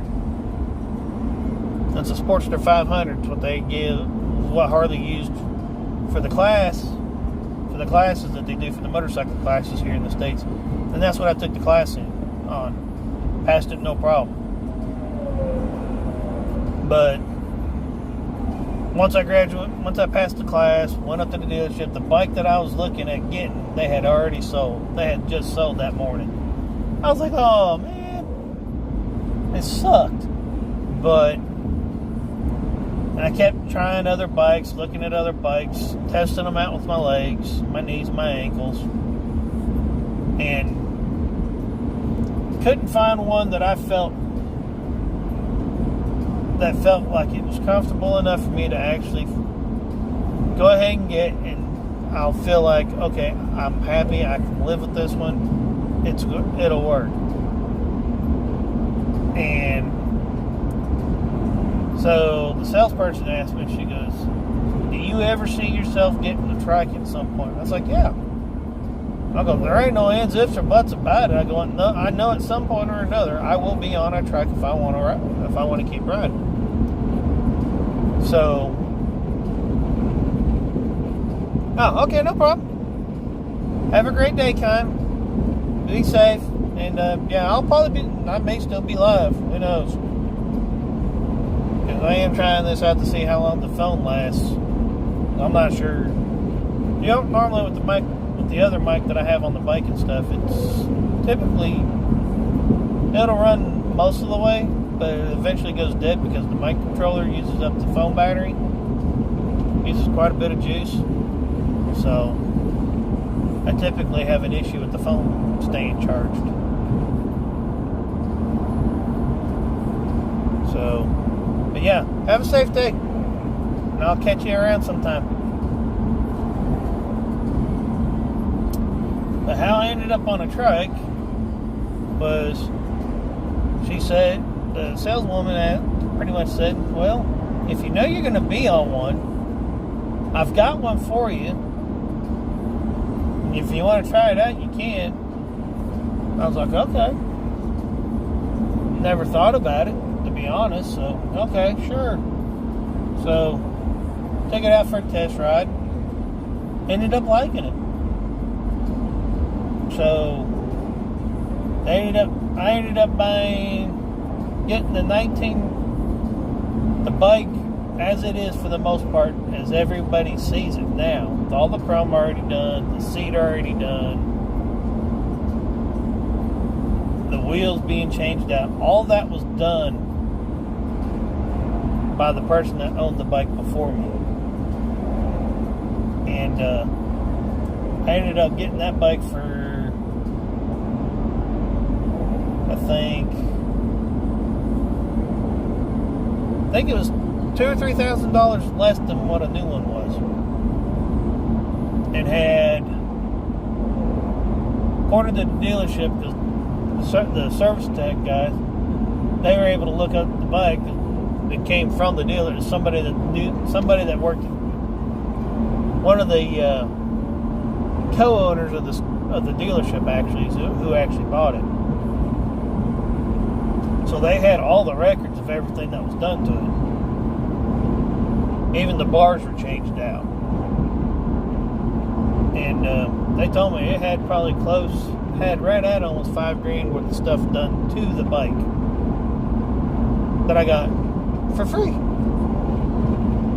So yeah, buying a new bike's nice and all, but sometimes buying a used bike's even better. Because if you can find a used one that's got a lot of stuff done already to it that you know you want to do, or that you're thinking about doing, saves you that much more money when it's already done.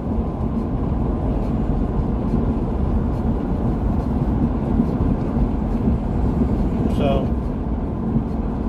and you can still get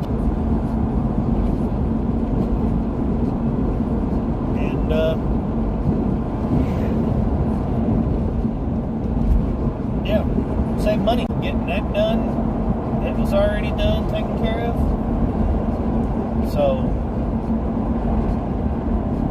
yeah, I had saved a ton of money buying that bike. And that's one of the reasons why it don't bother me for the tires for life thing, having the dealership do all the work, do all the maintenance. Because, I mean, tires cost me, I think it's right at $100 right now. 110 bucks, something like that, per tire. That haven't changed, so yeah, I'm not spending crazy money on. So I mean, kind of sort of equals out in a way, because I mean, the oil and the oil filter I think is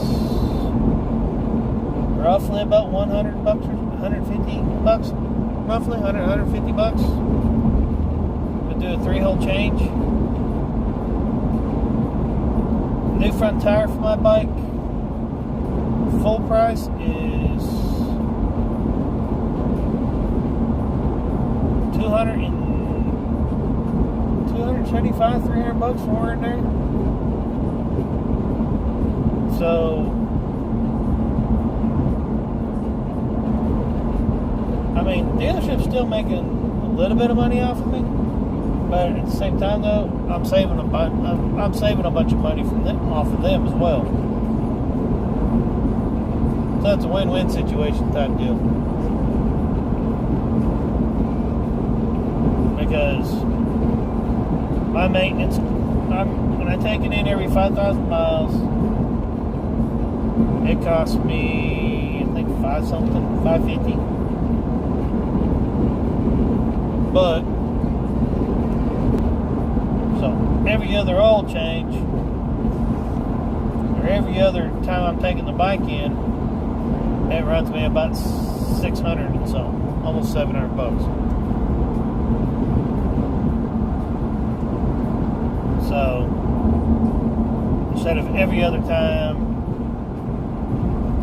me having to go down there and get a front tire, or find somebody that's got a front tire, I mean, it's still up there, but, and that's one of the other things I got to think about once the bike's paid off. And if I'm medically retired from work at that point, I'm also looking at going to, in my mind, to actually get a piece of paper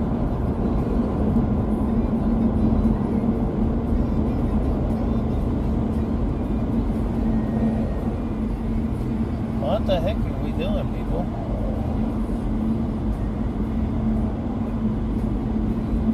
This is why hanging out in the left lane should be outlawed. Period.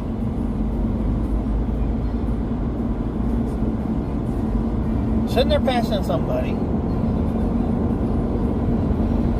and you got 3 trucks, 3 18-wheelers in this lane, in the left lane, barely passing each other. And actually just it caused everybody to bow up and stop.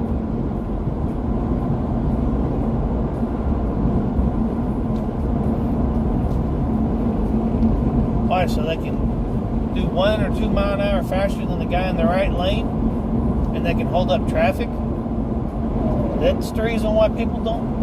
For all the truck drivers. I mean, granted, yes, I know there's still idiots. Regardless, but one of the reasons why people don't like letting 18-wheelers getting over in the left lane if they're coming up the road is most of them, like the one I just passed, he got over in the left lane and he ain't even passing anybody. He's not even near the car that would be in front of them at all.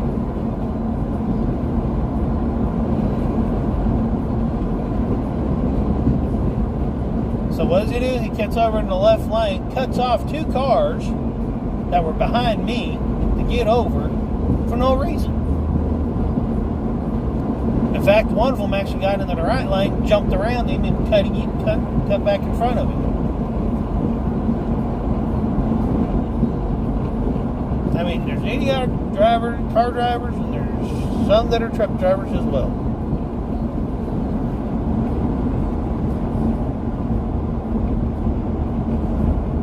I mean, I get it. You guys are trying to get somewhere, but so are we.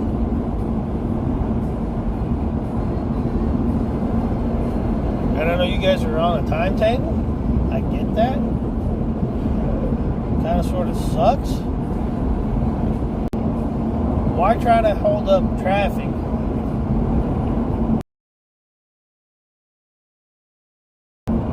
for mere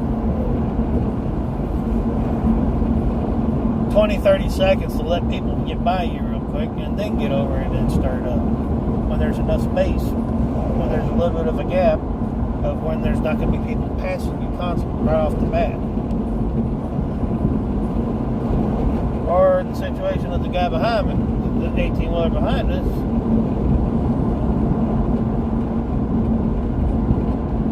Getting over in the left lane in front of somebody, and then them just saying the heck with it, and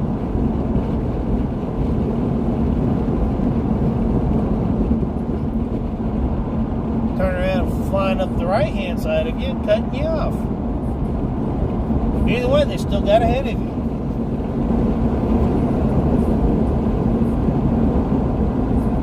Don't make no sense to me.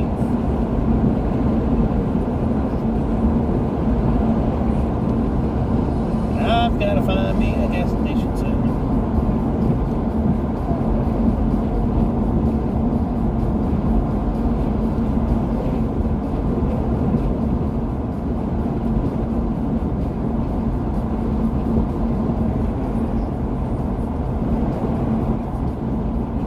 Yeah, here we go again.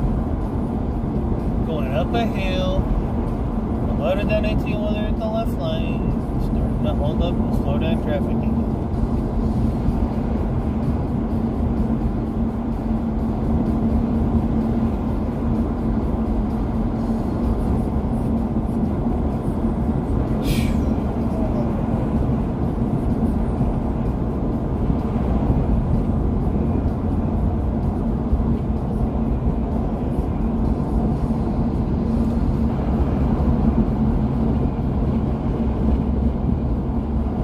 I'm not talking about a suggestion. I'm talking about actually, you can actually get stopped for that very reason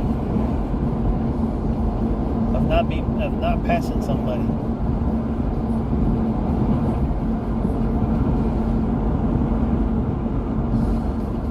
And being in the left lane in Missouri. I know my cousin told me about it. Because he was actually stationed up just outside of Kansas City. He told me, he goes, hey, just to let you know, don't hang out in the left lane. He goes, they'll stop you and write you a ticket for it. Because the only time they want you in the left lane is if you're passing somebody. It's like, oh, okay, I'll keep that, make sure I remember that.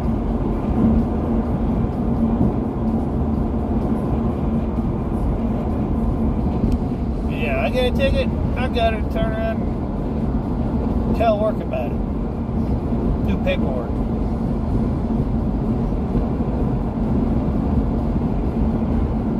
And I hate having to explain the work and filling out paperwork at work.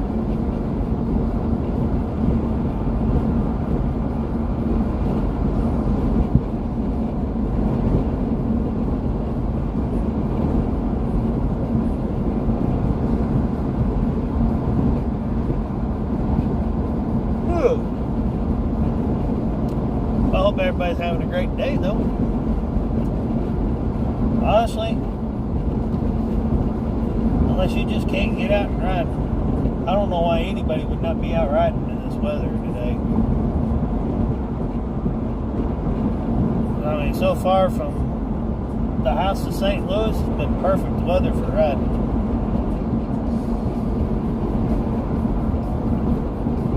And Sunday I'll be riding myself. Be doing another iron bud chop. I'll be doing another IBA. I can't remember. But I mean, I know they put your name. I've done it. See, it's official. Yes, I can do it. I've got the proof. Granted, I got the video footage too.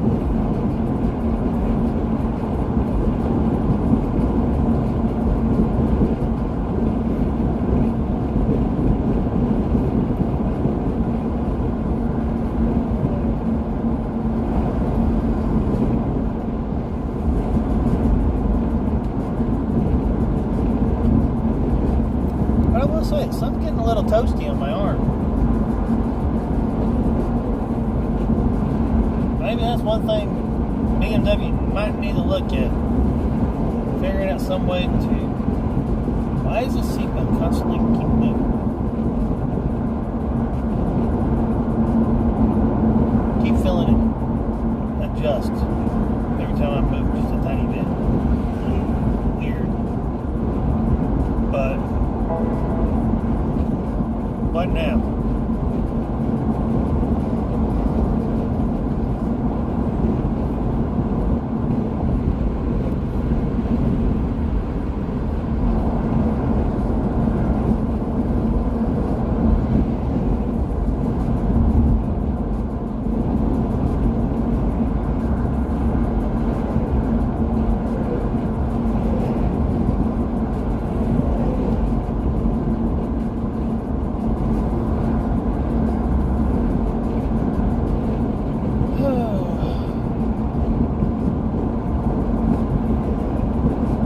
looks like Mizzou took down all their advertising. And I remember every last one of these billboards spelled out Mizzou. They don't know where.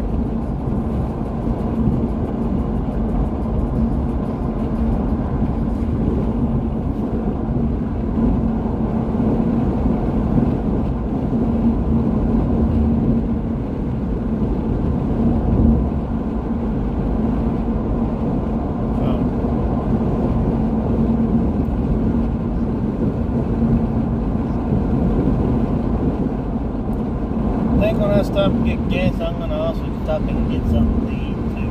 It's going to be a stop, get gas, and eat, as well as make a phone call. The dealership's fixing to hear from me. Slow down. Please, it's just a freaking curve. It's not like it's a 90-degree freaking hold on to your ass curve. Hell, it's even banked, which means you can take it even faster.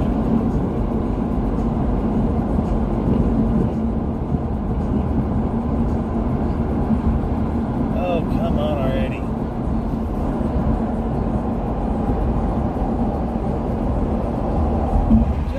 Move it already. Come on. Y'all the ones holding me up.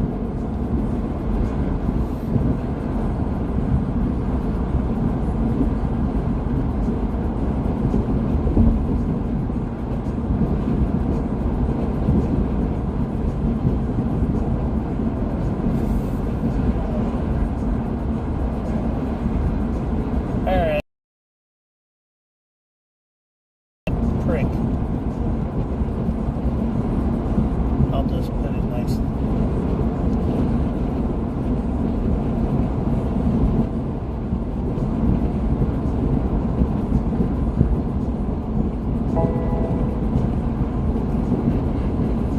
Fuel stop suggestion. Hey, yes, I know. You gotta get gas. I know. I got 50 miles before I run out according to you. Well, hopefully you ain't lying to me, car.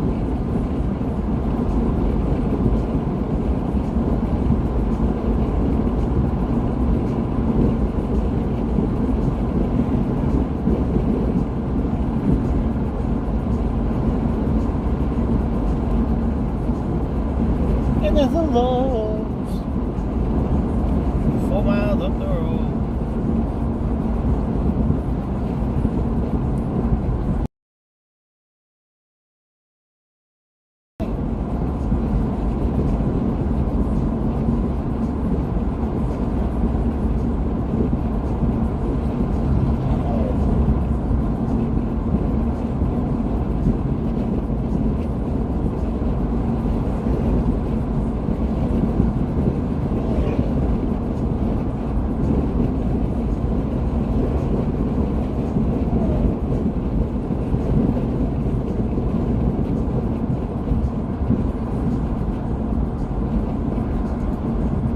What the heck are y'all doing?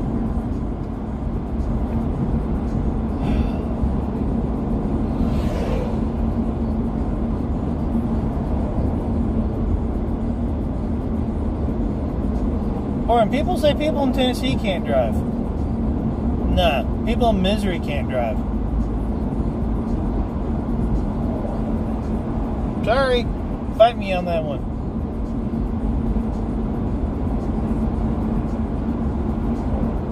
I have had more issues in Missouri with traffic than I have ever had in Tennessee.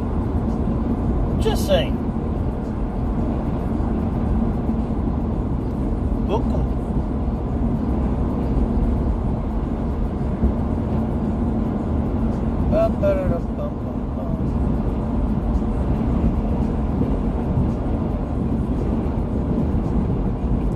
A lot of it is because of the left lane cameras. Not gonna lie.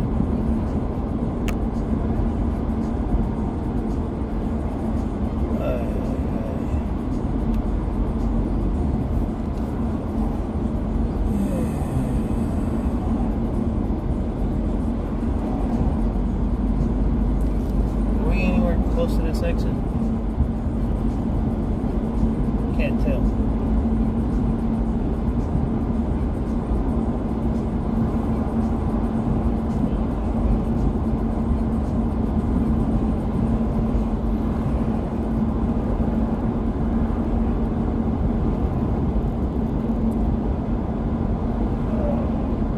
Okay. One thing it's getting a little bit nerve-wracking on with the seatbelt. But the beamer has been the seatbelt. Keeps like tensioning. Anytime I shift my way, do this, do that, touch the V8, come up. It's like, I'm like, dude, stop already. Driving me crazy. The car's probably saying the same thing. Like, dude, sit the hell still. I need to figure out how to turn the air cooling, the seat cooling on. This seat's hot.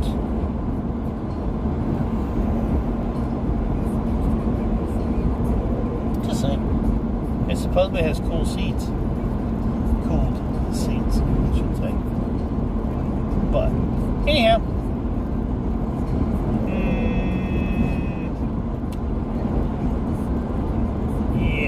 It's going to be I think I stopped here last time, actually.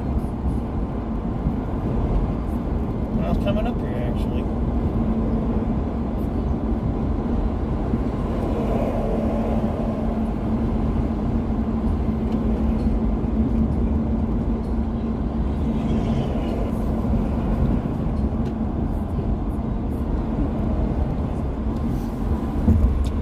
But I'm hungry. It should be lunchtime at I guess McDonald's is better than nothing, but still. Anyhow. Now I'm going to sign off.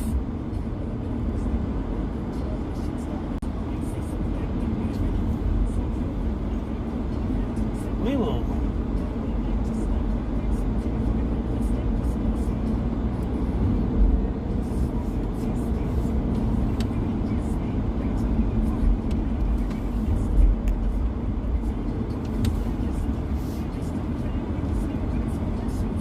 Oh, well. Why are you in such a hurry? But anyhow, everyone stay safe. And, share. Park. And, I'll catch y'all later. Y'all stay safe. And, talk to y'all soon. See yous. Bye.